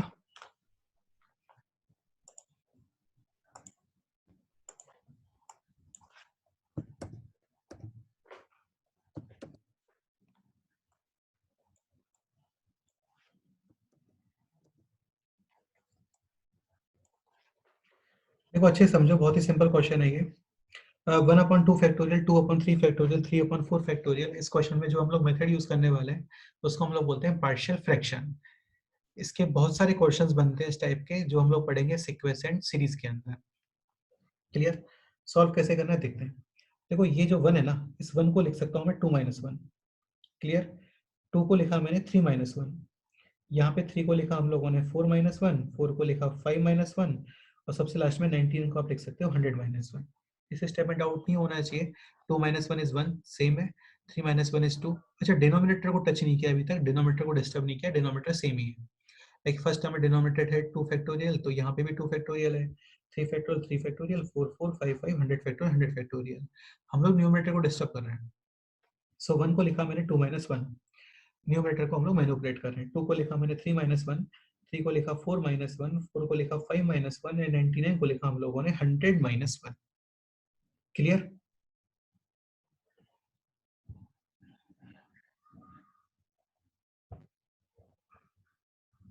ओके, अभी आप एक काम करो, बहुत ही सिंपल स्टेप है इसके अंदर। अभी जस्ट इसको अभी हम लोगों ने सेपरेट कर दिया है। ठीक है, तो मैं व्हाइट बोर्ड पे समझाता हूँ, एक minute.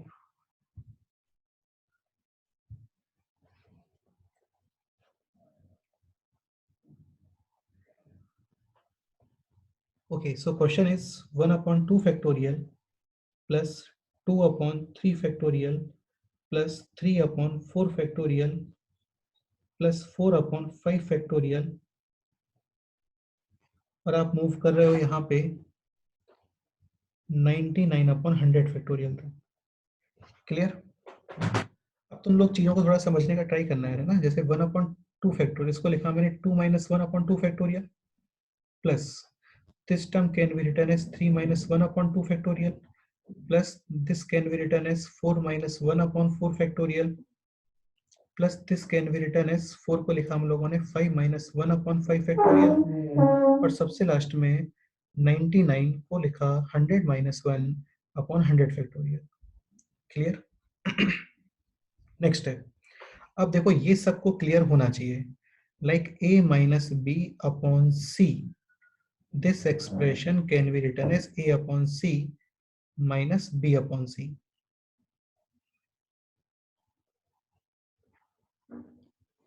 a minus b upon c आप लिख सकते हो इसे a upon c minus b upon c. इसको सेपरेट करना बोलते हैं ना, तो यहाँ पे भी मैं इसको टर्म्स को अभी सेपरेट ही करने वाला हूँ. Like 2 upon 2 factorial minus 1 upon 2 factorial plus 3 upon 2 factorial minus 1 upon 2 factorial plus 4 upon 4 factorial minus 1 upon 4 factorial. Brackets भी बना देते हैं, काम करते हैं ताकि टर्म्स सेपरेट दिखे हम लोगों को. सिमिलरली यहाँ पे 5 upon 4 factorial minus 1 upon 5 factorial और सबसे लास्ट में, ठीक है ये टर्म मैं थोड़ा रिमूव कर रहा हूँ, स्पेस कम है स्क्रीन में इसलिए. सबसे लास्ट में 100 upon 100 factorial minus 1 upon 100 factorial.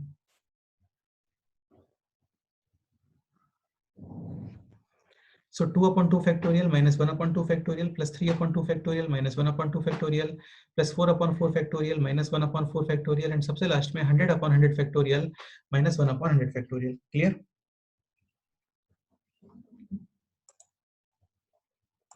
Okay. इस तरीके से इसको सेपरेट किया है. So this is 2 upon 2 factorial minus 1 upon 2 factorial plus 3 upon 3 factorial minus 1 upon 3 factorial plus 4 upon 4 factorial minus 1 upon 4 factorial plus 5 upon 5 factorial minus 1 upon 5 factorial plus 100 upon 100 factorial minus 1 upon 100 factorial. Clear?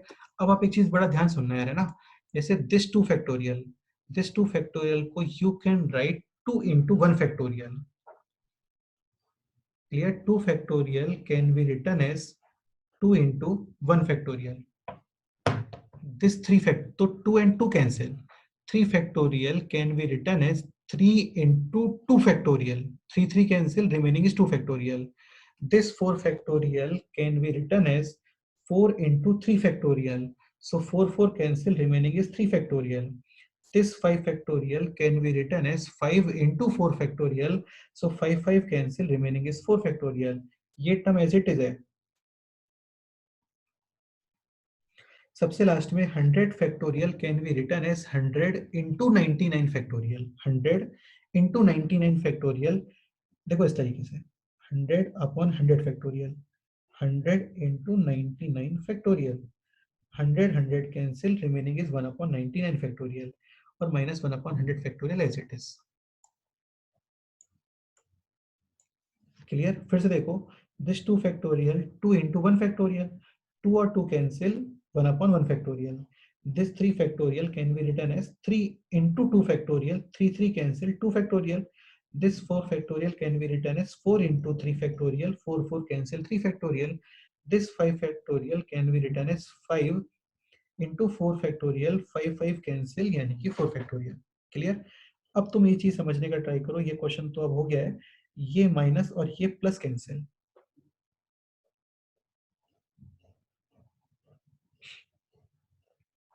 Okay, सो ये minus और ये plus term cancel, ये minus 1 upon 3 factorial plus 1 upon 3 factorial cancel, minus 1 upon 4 factorial plus 1 upon 4 factorial cancel, ऐसे ये term भी cancel. ऐसे ही सबसे last में यहाँ पे इस जगह पे आ रहा होगा 1 upon 98 factorial minus 1 upon 99 factorial आ रहा होगा, क्योंकि यहाँ पे ऑर्डर इंक्रीजिंग में आ रहा है 1 2 2 3 3 4 4 5, तो 98 99 and this minus 1 upon 90 factorial plus 1 upon 99 factorial cancel. ये वाला पहले कैंसिल हो जाएगा. मतलब फाइनली जो टर्म्स रिमेनिंग है they are this term and सबसे लास्ट में दिस टर्म.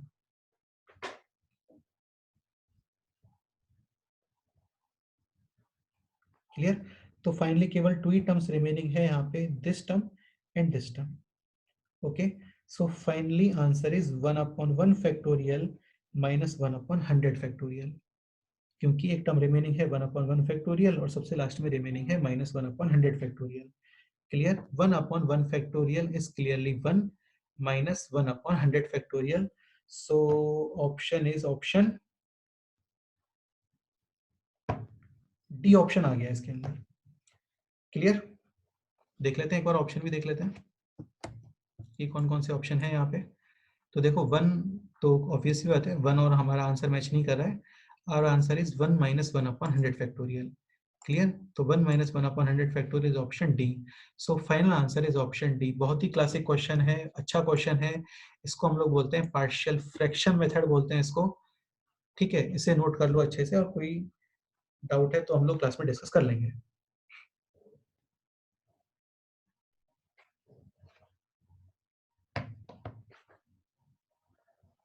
क्लियर? ओके, इसके ऊपर तुम्हें एक एग्जांपल और बता देता हूँ मैं. तो ये तुम्हें इसको नोट कर लेना अच्छे से आप सभी लोग. ठीक है,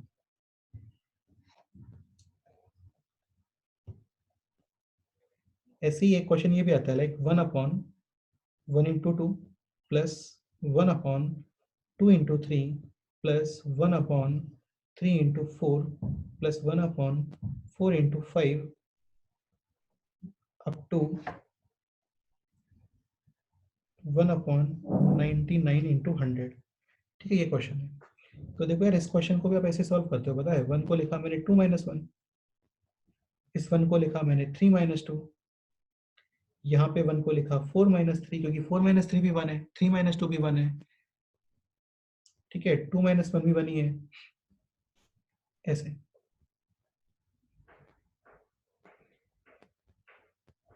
ठीक है, यहाँ पे 1 को लिखा 5-4, और सबसे लास्ट में 1 को लिखा हम लोगों ने 100-99. डन. अब एक काम करो, इसको बस सेपरेट कर दो. तो जब तुम सेपरेट करोगे तो ये बनेगा 2/2 -1/2 प्लस 3/, इसको मैं डायरेक्ट लिख रहा हूँ यार, है ना, ये सिंपल ही है, ऐसा कुछ है नहीं यहाँ पे. जब आप इसको लिखोगे तो ये आ जाएगा, इसको सेपरेट करोगे बेसिकली, तो 2 और 2 कैंसिल, यानी कि 1 - 1/2 प्लस, जब आप इसको सेपरेट करोगे यहाँ पर, तो ये 3 और 3 कैंसिल हो जाएगा, यानी कि 1/2 - 1/3.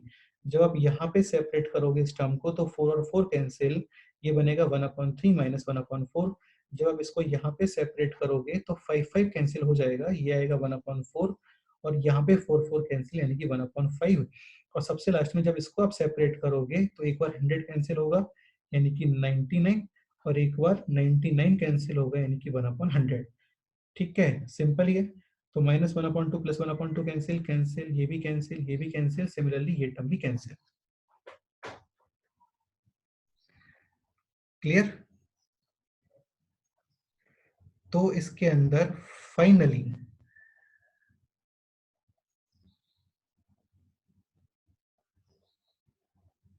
जो रिमेनिंग टर्म्स हैं, दे आर 1 - 1/100, यानी कि 99/100.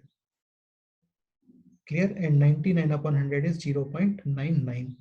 सो फाइनल सॉल्यूशन इज, या फाइनल आंसर इज 0.99 इसका आंसर है. ठीक है, ऐसे काफी सारे क्वेश्चंस हम लोग करते हैं, बहुत सारे क्वेश्चंस हम लोग करते हैं सीक्वेंस एंड सीरीज के अंदर. क्लियर? ओके, तो देखो यार, ये सब हमारा फैक्टोरियल नोटेशन था, और भी कई सारे क्वेश्चंस हैं इसके अंदर, वो मैं आप लोगों को प्रैक्टिस शीट दूंगा, तो वहां पे हम लोग डिस्कस करेंगे. क्लियर? नेक्स्ट अभी हम लोग आते हैं बाइनोमियल कोफिशिएंट्स पर.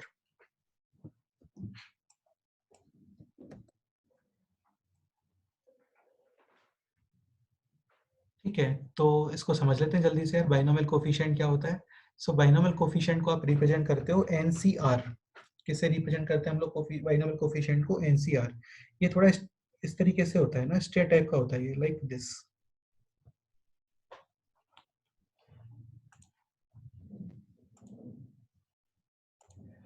ठीक है, एन फिर यहाँ पे इस तरीके से.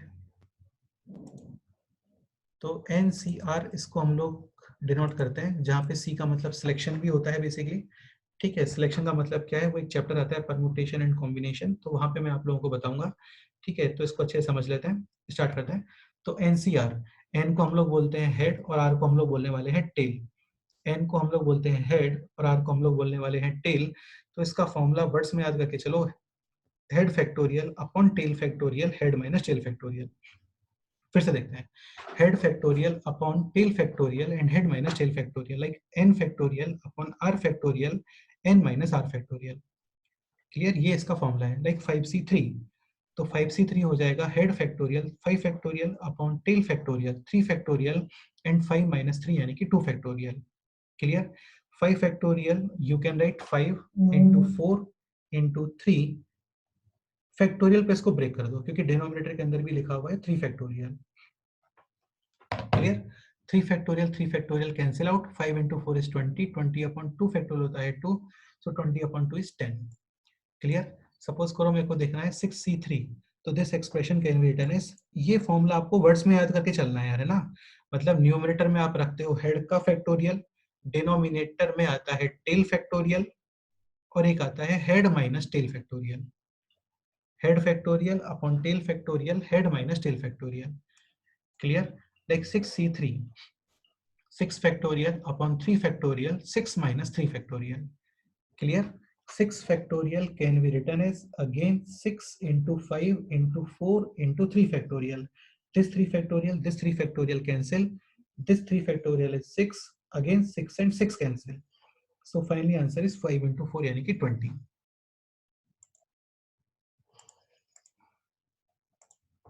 Clear, okay.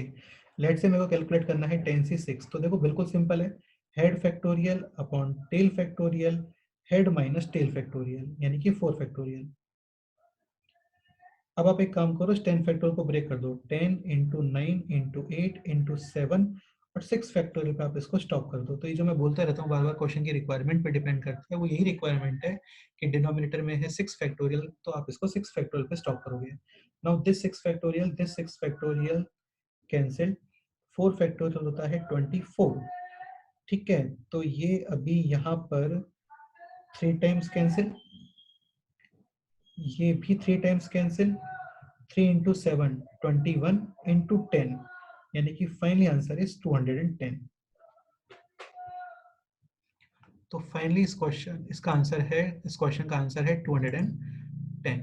तो देखो बिल्कुल निकालने में प्रॉब्लम नहीं आएगा तुम्हें। सपोज करो मेरे को कैलकुलेट करना है 20c18, तो देखो 20c18 भी कैलकुलेट कर सकते हो आप, 20 फैक्टोरियल अपॉन टेल फैक्टोरियल और 20 माइनस 18 यानी कि 2 फैक्टोरियल।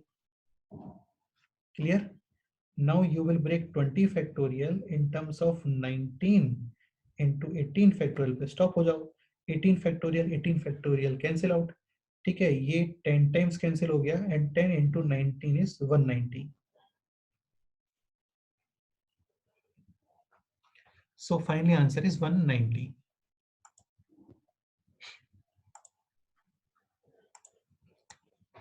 क्लियर, तो अगेन कोई प्रॉब्लम नहीं आने वाला है इसके अंदर, बहुत ही सिंपल है। Head C tail is equal to head factorial, ऊपर रखते हो आप न्यूमरेटर में हेड फैक्टोरियल, डिवाइड में आता है टेल फैक्टोरियल और head minus tail factorial, head factorial upon tail factorial head minus tail factorial. बस इतना ही फॉर्मूला लर्न करके चलो। फिर से N C R is equal to, देखो वर्ड्स ये एन और आगे टर्म्स में लर्न नहीं करके चलोगे तो भी चलता है, वर्ड्स में याद करके चलना, head factorial upon tail factorial head minus tail factorial, मतलब पहले एन फैक्टोरियल फिर आर फैक्टोरियल और N minus R factorial. Clear, okay. अब ये समझ लेते हैं, सिंपल ही है। देखो NCR is defined only when N and R belongs to whole numbers, मतलब इसका हेड और टेल ये होल नंबर से होने चाहिए। क्यों? क्योंकि यार ये फैक्टोरियल में यूज होने वाले हैं, और पहले ही हम लोगों ने देखा है कि फैक्टोरियल के अंदर केवल होल नंबर्स ही यूज होते हैं। तो N and R belongs to whole numbers. Clear, और एक चीज आप ये भी समझ लो, एन हमेशा greater than equal to R होना चाहिए। क्यों? सपोज करो ये एग्जांपल लेते हैं हम लोग 4c5, तो जब तुम इसको लिखोगे तो ये आएगा head factorial upon tail factorial और हेड माइनस टेल यानी कि 4 माइनस 5 यानी कि -1 फैक्टोरियल, और नेगेटिव नंबर्स के फैक्टोरियल नहीं होते हैं, ध्यान रखना। क्लियर, तो यहाँ पे तुम यदि हेड लेस देन टेल करते हो, मतलब n लेस देन r करते हो तो ये नेगेटिव आ जाएगा और वो डिफाइन नहीं है। क्लियर? तो it implies tail should not be greater than head, मतलब टेल का वैल्यू हेड से ज्यादा ना हो, आई या फिर और head should not be less than tail, मतलब हेड का वैल्यू टेल से कम नहीं होना चाहिए, इक्वल हो सकता है, इक्वल चलता है। बेसिकली फाइनली कंक्लूजन ये है कि हेड टेल के इक्वल या ज्यादा होता है, हेड टेल से कम नहीं होता। ओके, ठीक है। जैसे ये एग्जांपल है, ये भी डिफाइन नहीं है क्योंकि यहाँ पे नेगेटिव भी है और फ्रैक्शनल भी है। ये भी डिफाइन नहीं क्योंकि यहाँ पे नेगेटिव है, क्योंकि मैं इसको यूज करता हूँ तो -2 फैक्टोरियल आएगा विच इज क्लियरली नॉट डिफाइंड। यहाँ पे -3/2 फैक्टोरियल आएगा which is also not defined. Okay, ये सारा कुछ बहुत अच्छे से नोट करो, ठीक है, तो तुम्हारे नोट्स बहुत अच्छे से बनेंगे, है ना? ठीक है, ये पॉइंट देख लो अभी, head and tails can be same. Suppose करो कैलकुलेट करना है मेरे को एनसीएन, तो वही हेड फैक्टोरियल, टेल फैक्टोरियल और हेड माइनस टेल यानी n minus N, n minus N is zero यानी कि जीरो फैक्टोरियल। क्लियर?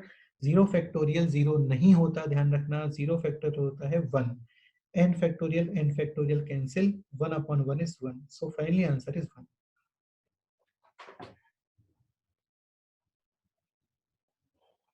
क्लियर? इसको मैं बाद में फिर से बताऊंगा एक बार, अभी इसको लर्न कैसे करना है हम लोगों को। तब तक आप एक काम करो, ये सारे वैल्यूज कैलकुलेट करो।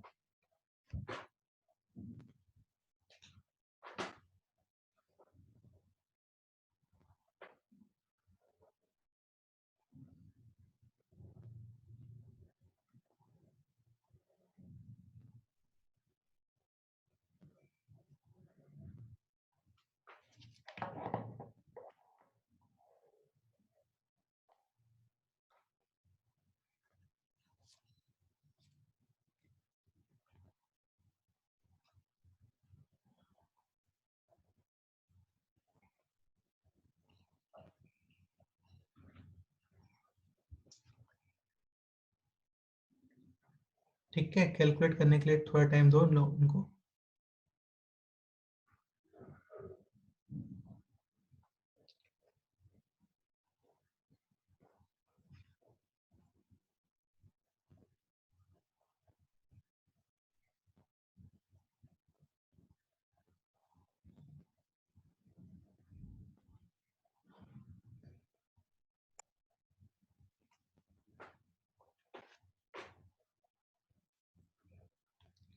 ओके, तो स्टार्ट करते हैं।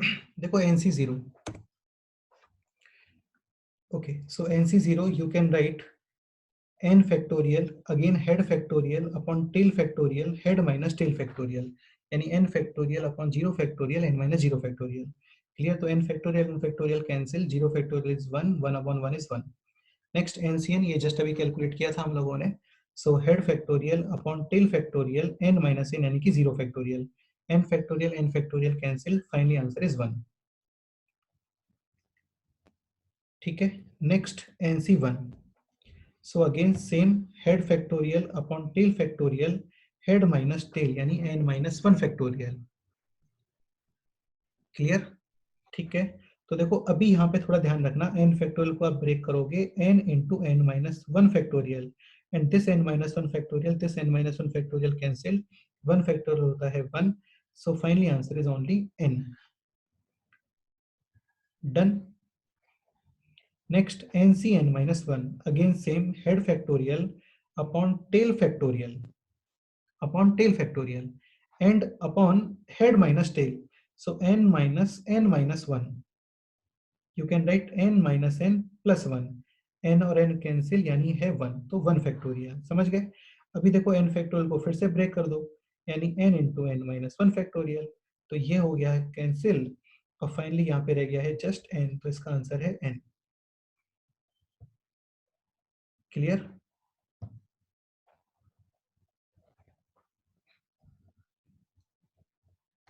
नेक्स्ट देखो अभी NC2, अगेन ये भी सिंपल ही है, हेड फैक्टोरियल टेल फैक्टोरियल और हेड माइनस टेल यानी n-2 फैक्टोरियल। n फैक्टोरियल को लिखा हम लोगों ने n, देन n-1 ब्रेक कर रहे हैं, अगेन क्वेश्चन की रिक्वायरमेंट है n-2 तक, तो n-2 तक ब्रेक करो, n into n-1 into n-2 factorial, n minus two factorial, n minus two factorial cancel out, 2 factorial होता है 2 और इसका आंसर आ गया है n into n minus one upon to. समझ गए? नेक्स्ट है nc n माइनस टू, तो ये n factorial upon tail factorial और n माइनस टू। क्लियर? तो n कैंसिल, ब्रैकेट के बाहर नेगेटिव होता है तो sign will get changed, so n minus n plus two, n cancel यानी कि 2 factorial. Now this cancel, 2 factorial होता है 2, तो फाइनली आंसर है n into n minus one upon two. ये सारे बहुत सिंपल हैं, तुम लोग अपने आप से ट्राई करोगे तो 100% इनके अंदर कोई प्रॉब्लम नहीं आता। मतलब यार देखो, बाइनोमियल कोफिशिएंट में प्रॉब्लम नहीं आता है, बहुत सिंपल सी चीजें हैं। अभी तो हम लोग काफी कुछ अच्छा पढ़ने वाले हैं इस चैप्टर में। ठीक है, अब यार एक सिंपल सा, ये जो भी हम लोगों ने वैल्यूज कैलकुलेट किए हैं ये आपको डायरेक्ट लर्न करके रखना है, क्योंकि ये काफी काम आते हैं। टेल जीरो, टेल वन और टेल टू, ये तो काफी ज्यादा हम लोगों को यूज होने वाला है। ठीक है, जस्ट अभी हम लोगों ने कैलकुलेट किया है एनसी जीरो, इसका वैल्यू आ रहा था वन, एनसी एन ये आता है वन, एनसी वन आता है n, n C n minus one ये आ रहा था n, n C two n n minus one upon two और n C n minus two n n minus one upon two. Okay, learn कैसे करोगे सुन लो अच्छे से। टेल जीरो तो आंसर आता है वन, टेल जीरो है यहाँ पे तो आंसर आता है वन। हेड और टेल सेम, हेड और टेल सेम तो आंसर आता है वन। तो टेल जीरो तो भी आंसर वन, हेड और टेल सेम तो भी आंसर वन। एनसी वन मतलब टेल वन है तो आंसर आता है हेड, जो हेड होगा एज इट इज आंसर आ जाएगा। क्लियर? टेल है अभी हेड माइनस वन, टेल क्या है यहाँ पे, हेड माइनस वन, तो भी आंसर आता है हेड। क्लियर? सपोज करो आपको पूछता है वहां पे 5c4, तो 4 है 5 माइनस वन, आंसर आएगा हेड यानी कि 5। क्लियर? टेल टू तो आंसर आता है head into head minus one upon two, N into N minus one upon two. और टेल है हेड माइनस टू, टेल कितना है, एन माइनस टू यानी हेड माइनस टू, तो भी आंसर आता है head into head minus one upon two. Clear? मैं फिर से बोल रहा हूँ, ये इंपॉर्टेंट है। आगे कहीं पे भी सपोज करो टेल जीरो आती है तो मैं आंसर लिखने वाला हूँ वन डायरेक्ट। हेड और टेल सेम आता है तो भी आप आंसर लिखने वाले हो वन। टेल वन आता है तो आप आंसर लिखने वाले हो हेड, जो हेड होगा वो as it is. Tail head minus one है, मतलब हेड से जस्ट वन कम है, तो भी आप आंसर लिखने वाले हो हेड।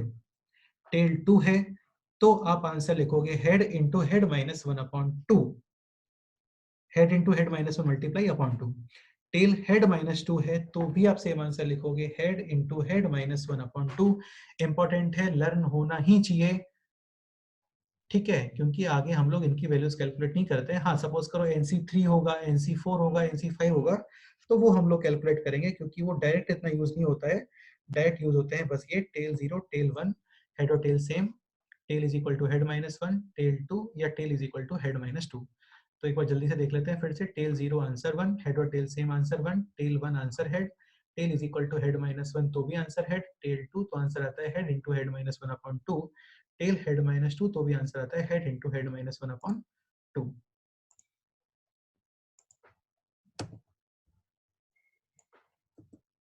क्लियर?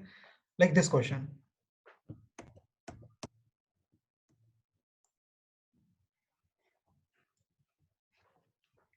25C0। क्लियर? तो जस्ट अभी बताया था टेल जीरो है आंसर वन,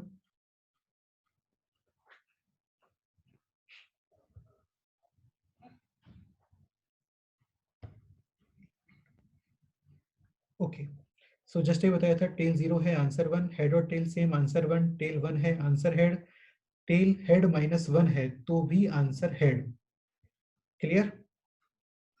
टेल टू क्या आंसर आता है बताओ, head into head minus one upon two, so head into head minus one upon two, तो ये 10 टाइम्स कैंसिल यानी आंसर आ गया है 190। क्लियर? यहाँ पे ऑब्जर्व करो जल्दी से, तो यहाँ पे टेल है head minus to, again answer क्या आता है head into head minus one upon to, 10 into 990 upon two is 45। Clear? इसके अंदर बताओ जल्दी से क्या आंसर आएगा, टेल जीरो तो आंसर कितना आता है वन, तो इसका आंसर आने वाला है वन। क्लियर? इसको बताओ जल्दी से बताओ, हेड और टेल सेम क्या आंसर आता है वन। क्लियर? इसका बताओ जल्दी से, टेल वन क्या आंसर आता है? टेल वन पे क्या आंसर आता है? हेड यानी n+2। क्लियर? ओके, जो हेड है वो आपको एज इट इज लिखना है। डन। ये भी एग्जांपल देख लेते हैं, जल्दी से देख लेते हैं, बहुत ही सिंपल है सारे एग्जांपल। n+2c2। एक सेकेंड, इसको मैं क्लियर कर देता हूँ पहले। ओके, सो ठीक है, n+2c1 ये एग्जांपल हो गया था। तो टेल वन आंसर क्या आता है इसके अंदर? हेड यानी n+2। यहाँ पे जल्दी से बताओ, जल्दी से बताओ, टेल वन कितना आंसर आता है? हेड यानी कितना आंसर आ गया? 2n-3। इस एग्जांपल के अंदर टेल टू कितना आंसर आता है? Head into head -1/2। हेड है n+2, हेड -1 यानी n+2 - 1 यानी n+1/2। क्लियर? तो सिंपल था। जल्दी से एक बार क्विक रिवाइज करते हैं इनको। टेल 0 आंसर 1, हेड और टेल सेम। हाँ, टेल 0 आंसर 1, 25C25, हेड और tail same, answer 1। Tail 1 answer 100, tail is equal to 200-1 यानी कि head -1, again answer 100। 20C2, tail is equal to 2, so head into head -1/2, 20 into 19/2, so 10 into 19, 190। Tail is equal to head -2, answer क्या आएगा? Head into head -1/2 यानी कि 10 into 9/2। 10 into 9 is 90/2 is 45। इसके अंदर जल्दी बताओ, टेल 0 आंसर कितना आता है? 1। हेड और टेल सेम, आंसर कितना आता है? 1। टेल 1, ठीक है, टेल 1 कितना आंसर आता है? हेड। ठीक है, टेल इज इक्वल टू 1 कितना आंसर आता है? हेड यानी कि 2n-3। टेल 2 कितना आंसर आता है? हेड इंटू हेड -1/2 यानी n+2 n+1/2। क्लियर? तो यार इतना आप डायरेक्ट लर्न करके रखना, मतलब ये एग्जांपल्स लर्न नहीं करने, वो कंसेप्ट लर्न करना है आपको कि टेल 1, टेल 0, हेड और टेल सेम, टेल 2 और tail is equal to head -2। Clear? Okay, बस अभी थोड़ा सिंपल सिंपल से प्रॉपर्टीज हैं कुछ, वो हम लोग अभी प्रॉपर्टीज पढ़ने वाले हैं बाइनोमियल कोफिशिएंट्स के। तो इसके अंदर फर्स्ट प्रॉपर्टी होता है NCR is equal to NCn-R। ठीक है, इंपॉर्टेंट है। बस अभी हम लोगों ने क्लास के अंदर एक्चुअली इसके अंदर टोटल हम लोग 5 प्रॉपर्टीज पढ़ने वाले हैं। तो अभी हम लोगों ने कवर किए इसके अंदर 3 प्रॉपर्टीज। ठीक है, देख लेते हैं। ओके, सिंपल यार समझ लो, देखो बहुत जल्दी से। NCR is equal to NCn-R, ये होता है ऐसे, है ना? लाइक 20C3 का जो वैल्यू आएगा वो आएगा 20C 20-3। सो 20-3 17। प्रूफ कैसे देखते हैं, एक बार रुक जाओ तुम, है ना? Head C tail is equal to होता है head C head minus tail. Like NCR is equal to NCn-R। देखो क्या प्रूफ है ना, देख लेते हैं। NCR को you can write n factorial upon r factorial n minus r factorial, head factorial upon tail factorial, head minus tail factorial. Similarly यहाँ पे भी आप लिख सकते हो head factorial n factorial upon tail factorial n minus r factorial और head minus tail यानी n minus n plus r यानी r फैक्टोरियल। क्लियर? अभी देखो ये एक्सप्रेशन और ये एक्सप्रेशन सेम ही है, न्यूमरेटर तो सेम है। यहाँ पे 3 into 4 है तो ये 4 into 3 है। भाई r into R factorial into n minus R factorial है, और यहाँ पे n minus R factorial into R factorial है, तो सेम ही होता है, ध्यान रखना, इंपॉर्टेंट है। ठीक है, जैसे n+2c n, इसका वैल्यू आएगा n+2c हेड माइनस टेल यानी n+2 माइनस n यानी n+2c2 के इक्वल आएगा।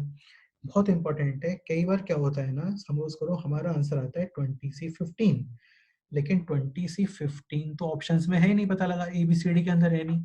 तो हम लोगों को चेक करना चाहिए कि यार कहीं ऑप्शंस के अंदर 20C20-15 तो नहीं है, और है तो करेक्ट है ये, क्योंकि 20C15 और 20C5 सेम ही होता है। क्लियर? तो ये माइंड में बहुत अच्छे से फिट कर लो कि NCR और NCn-R सेम होते हैं। देखो अभी तुम्हें एक बहुत बड़ी बात बताता हूँ मैं, इसीलिए NC0 और NCn-0 का वैल्यू सेम ही आ रहा था। सिमिलरली NC1 यानी कि टेल 1 और tail is equal to head -1 का आंसर भी सेम ही आ रहा था, और इसीलिए टेल 2 और tail is equal to head -2 का आंसर भी सेम ही आ रहा था। समझे?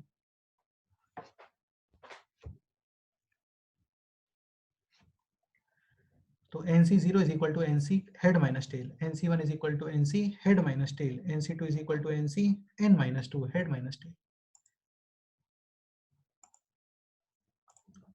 क्लियर। प्रॉपर्टी 2 पे आते हैं अभी हम लोग। ये नोट कर लो बहुत अच्छे से, बहुत नीट एंड क्लीन नोट्स बनाओ, ठीक है, तुम्हें बाद में पढ़ने में बहुत अच्छा लगेगा। Second property is N C x is equal to N C Y. ध्यान रखना ये प्रॉपर्टी तभी एप्लीकेबल है जब हेड होना चाहिए सेम। जैसे यहाँ पर एन और एन दोनों सेम है, ठीक है, और ये लिखा हुआ है n C x is equal to N C y. First possibility या तो दोनों टेल ही सेम हो गए, x is equal to y. Second possibility दोनों टेल्स का समेशन यानी x और y का समेशन किसके इक्वल है, हेड के इक्वल। ठीक है, जैसे 20C20 और 20C20 सेम ही है, 20 इज इक्वल टू 20। और इस एग्जांपल में 10C3, भाई देखो सिंपल सी बात है, 10C3 इज इक्वल टू क्या होता है, 10C10-3। ठीक है, 10-3 होता है 7। तो ऑब्वियस ही बात है ना यार, 7 + 3 10 ही आ जाएगा वापस से। ठीक है, तो ध्यान रखना दो पॉसिबिलिटी होती है यहाँ पर, इंपॉर्टेंट है, ये काफी ज्यादा इंपॉर्टेंट है। N C x is equal to n C y, first possibility is x is equal to y, मतलब बोथ टेल्स सेम, मतलब both tails same. Second possibility both tails का summation is equal to head. First possibility both tail same, second possibility both tails का summation x और y का summation is equal to head. Clear. Like 20C20, यहाँ पर 20 और 20 दोनों tell same है। Clear. यहाँ पर 3 और 7 सेम नहीं है, 3 is not equal to 7, but 3 + 7 is equal to 10। Correct. जैसे ये क्वेश्चन करते हैं अभी, if NC7 is equal to NC8 then find out the value of 17CN। तो देखो 7 और 8 सेम नहीं होता है ना, 7 और 8 सेम नहीं होता है, तो फर्स्ट पॉसिबिलिटी नहीं है इसके अंदर, तो सेकंड पॉसिबिलिटी एग्जिस्ट करती है, 7 + 8 इज इक्वल टू n। मतलब फर्स्ट पॉसिबिलिटी के अंदर both tail same, second possibility के अंदर बोथ टेल्स का summation is equal to head, यानी कि 7 + 8 इज इक्वल टू n। तो n इज इक्वल टू आ गया है 15 यानी कि 15। मेरे को कैलकुलेट करना था 17CN यानी कि 17C15। तो देखो इसको याद करो, अभी बताया था tail is equal to head -2, तो आंसर आता है हेड इंटू हेड -1/2 यानी कि 17 into 16/2। Clear. 8 times cancel and 17 8 जा 136, तो फाइनल आंसर है इसके अंदर 136। तो देखो बिल्कुल सिंपल सी पॉइंट ये है, दो चीजें हैं, दो पॉसिबिलिटी हैं, या तो both tail same, second possibility both tails का summation is equal to head. Next question करते हैं। This question 7CR+1 is equal to 7C2R-3। Again देखो यार सेम ही है, डरना नहीं है बिल्कुल भी इससे, है ना, डरना नहीं है। फर्स्ट पॉसिबिलिटी, सबसे पहले तो ये चेक कर लो कि हेड सेम है क्या। तो 7 और 7, क्योंकि ये प्रॉपर्टी तभी एप्लीकेबल है जब हेड सेम होना चाहिए, तो 7 is equal to 7। Correct, done. तो first possibility R+1 is equal to 2R-3 यानी कि both tails are same. So using transposition R को राइट में लेके आ गया मैं, 2R - R is R, and -3 को लेफ्ट में लेके आओ, +3, 3 + 1 is 4, so R is equal to 4। Correct. Second possibility both tails का summation is equal to head, यानी R+1 + 2R - 3 is equal to 7। R + 2R is 3R and 1 - 3 is -2 is equal to 7. So 3R is equal to 9, R is equal to 3. Clear. अब एक बार cross check करके देख लेते हैं, तो मैं cross check करके बता देता हूँ कि ये आंसर्स करेक्ट आने वाले हैं, रॉन्ग आने वाले हैं। R is equal to 4 put करो आप स्टार्टिंग क्वेश्चन में, तो जब आप यहाँ पे R is equal to 4 put करोगे,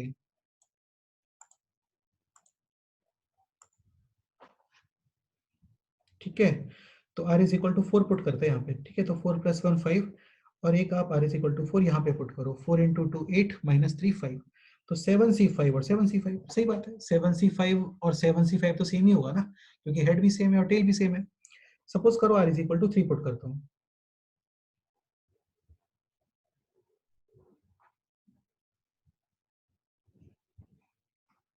ठीक है, तो 3 + 1 4 यानी कि 7C4, और 3 × 2 6 -3 यानी कि 3। तो ध्यान रखना 7C4 is equal to 7C3, ये भी करेक्ट है, क्योंकि 4 और 3 तो सेम नहीं है, ठीक है, लेकिन 4 + 3 कितना इक्वल आ रहा है, 7 के।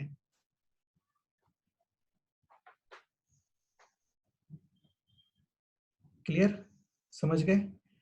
ओके, तो 4 + 3 किसके इक्वल आ रहा है यहाँ पे, 7 के। तो ध्यान रखना, मैं फिर से वही स्टेटमेंट रिपीट कर रहा हूँ। टू पॉसिबिलिटीज है। First possibility both tail same, second possibility both tails का summation is equal to head. जैसे ये क्वेश्चन सॉल्व करते हैं अभी, है ना। करो एक बार ये क्वेश्चन सॉल्व करो।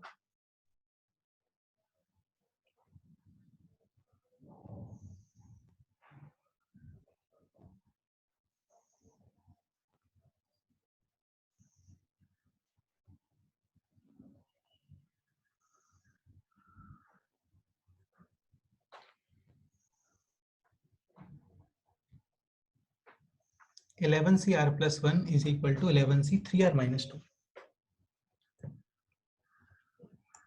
चलो उसको समझते हैं फिर हम लोग अभी, है ना, तो थोड़ा जल्दी कंप्लीट हो जाएगा। ओके, तो फर्स्ट सबसे पहले ये चेक करो हेड सेम है क्या, तो हेड डेफिनेटली सेम है, 11 is equal to 11। First possibility both tail same, r+1 is equal to 3r-2। Correct. Now using transposition, r को आप राइट में लेके आओ, तो 3r माइनस r यानी कि 2r, -2 को लेफ्ट में लेके आओ, +2, 2 + 1 is 3। So r is equal to आ गया है 3/2। लेकिन 3/2 जब तुम यहाँ पे पुट करोगे तो 3/2 + 1 ये हो गया 5/2, और 11C 5/2 डिफाइन नहीं होता है। क्लियर। ओके, तो ये तो आंसर एक्सेप्टेबल नहीं है। सेकेंड पॉसिबिलिटी, बोथ टेल्स का summation is equal to head. तो r+1 + 3r-2 is equal to 11। r+3r आ गया है 4r, और 1 - 2 is -1 is equal to 11। So 4r is equal to 12, r is equal to 3। Correct. r is equal to 3 cross check करते हैं। 3 + 1 4, 11C4 is equal to, ये value वापस से put कर रहे हो आप यार, है ना, समझ गए ना। अच्छा, r इज इक्वल टू 3 यहाँ पे पुट करो, 3 × 3 9 - 2 यानी कि 7। क्लियरली यहाँ पे 4 और 7 तो सेम नहीं है, बट 4 + 7 कितना आ रहा है, 11। तो इसका मतलब ये करेक्ट आंसर है। इसका मतलब इस क्वेश्चन के अंदर final solution is r is equal to only 3। r is equal to 3/2। सुन लो अच्छे से, r is equal to 3/2 will not be the solution. The only solution is r is equal to 3, because r is equal to 3/2 पर question not define हो गया था, क्योंकि वहां पे आया रहा था 11C 5/2। तो यदि कोई आपसे ये पूछता है the solution is only r is equal to 3, number of solutions only one solution, and solution is r is equal to 3। ठीक है, नेक्स्ट एग्जांपल करते हैं अभी। नेक्स्ट एग्जांपल के अंदर है ये। Okay, so 18C 2r-5 is equal to 18C 3r-7। Clear. तो इसको अच्छे से समझ लेते हैं। सबसे पहले तो ये चेक करो हेड सेम है क्या, तो देखो हेड डेफिनेटली सेम है, 18 is equal to 18। First possibility both tail same, कर लेते हैं। 2r-5 is equal to 3r-7। Using transposition 2r को मैं राइट में लेके आ गया। अच्छा, जनरल बुक्स में लिखा होता है कि वेरिएबल्स को लेफ्ट में लेके आना चाहिए, ऐसा कोई कंपलसरी नहीं है, आप राइट में लेके आओगे तो भी चलेगा। तो 3r, अच्छा यूजिंग ट्रांसपोजिशन जब आप 2r को राइट में लेके आओगे that will be -2r। So 3r - 2r is r, -7 को लेफ्ट में लेके आओ, +7, 7 - 5 is 2। So r is equal to 2। अब तुम एक चीज अच्छे से समझ लो, r is equal to 2 natural number है, लेकिन आपको क्रॉस चेक करना ही है। क्रॉस चेक मस्ट है, यहाँ पे ध्यान रखना, क्रॉस चेक मस्ट है। होता क्या है ना, जितने भी क्वेश्चंस के अंदर यदि कोई एक्सप्रेशन नॉट डिफाइन होने की पॉसिबिलिटी रखता है तो वहां पे क्रॉस चेक करना ही पड़ता है हम लोगों को।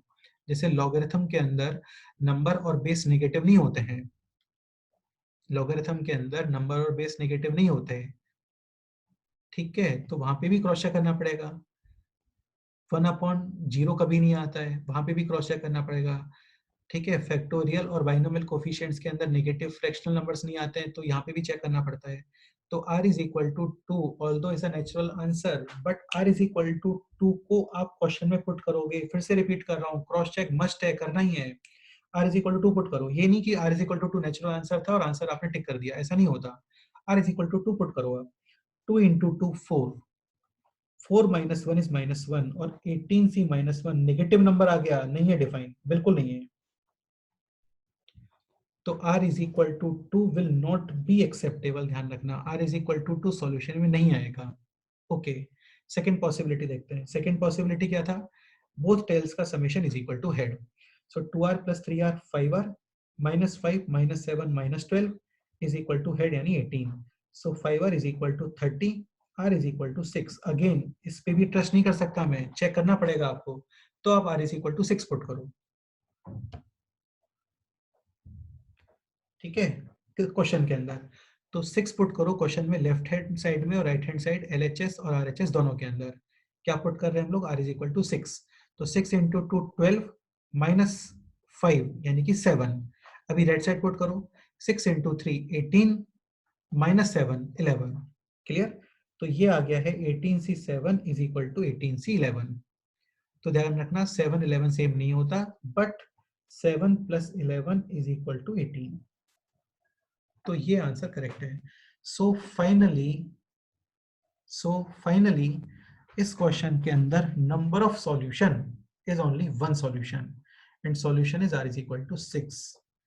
ध्यान रखना नेचुरल नंबर का मतलब ये नहीं कि सॉल्यूशन आ ही जाएगा, वो क्रॉस चेक करना ही है आपको. जैसे ही ये डिफाइन है तभी आंसर पॉसिबल है. यदि फ्रैक्शनल नंबर पे भी ये डिफाइन हो जाता है ना क्वेश्चन, तो वो भी आंसर वैलिड है. जैसे फैक्टोरियल के अंदर हम लोगों ने क्वेश्चन किया था, वहां पे n is equal to 1/2 answer आ गया था, क्योंकि n is equal to 1/2 पे वो एक्सप्रेशन डिफाइन था. क्लियर? तो n की वैल्यू मैटर नहीं करती है, r की वैल्यू मैटर नहीं करती है. These can be negative, positive, fractional, irrational, rational, कुछ भी. बस क्वेश्चन आपका हमेशा डिफाइन बनना चाहिए. ओके अभी कोई भी डाउट है तो हम लोग क्लास में डिस्कस कर लेंगे, कोई प्रॉब्लम नहीं है. आप लेक्चर्स के अंदर मुझसे पूछ सकते हो बेशक, विदाउट एनी हेजिटेशन. ठीक है, जो भी तुम्हारे डाउट्स हैं वो इस लेक्चर में से नोट करके रखना अलग सेपरेट, और हम लोग क्लास में डिस्कस करेंगे. ठीक है, तो इस लेक्चर में मैं इतना ही कवर करने वाला हूँ. ओके बाकी अभी एक दो प्रॉपर्टीज और हैं, उनके लिए एक सेपरेट लेक्चर हम लोग रखते हैं. ओके चलो बाय. ठीक है, ये अच्छे से पढ़ लो, नोट्स वगैरह अच्छे से बना लो, डाउट्स हैं तो उसको नोट करके रखो, और हम लोग डेफिनेटली उसको डिस्कस करेंगे. ओके चलो बाय बाय बाय.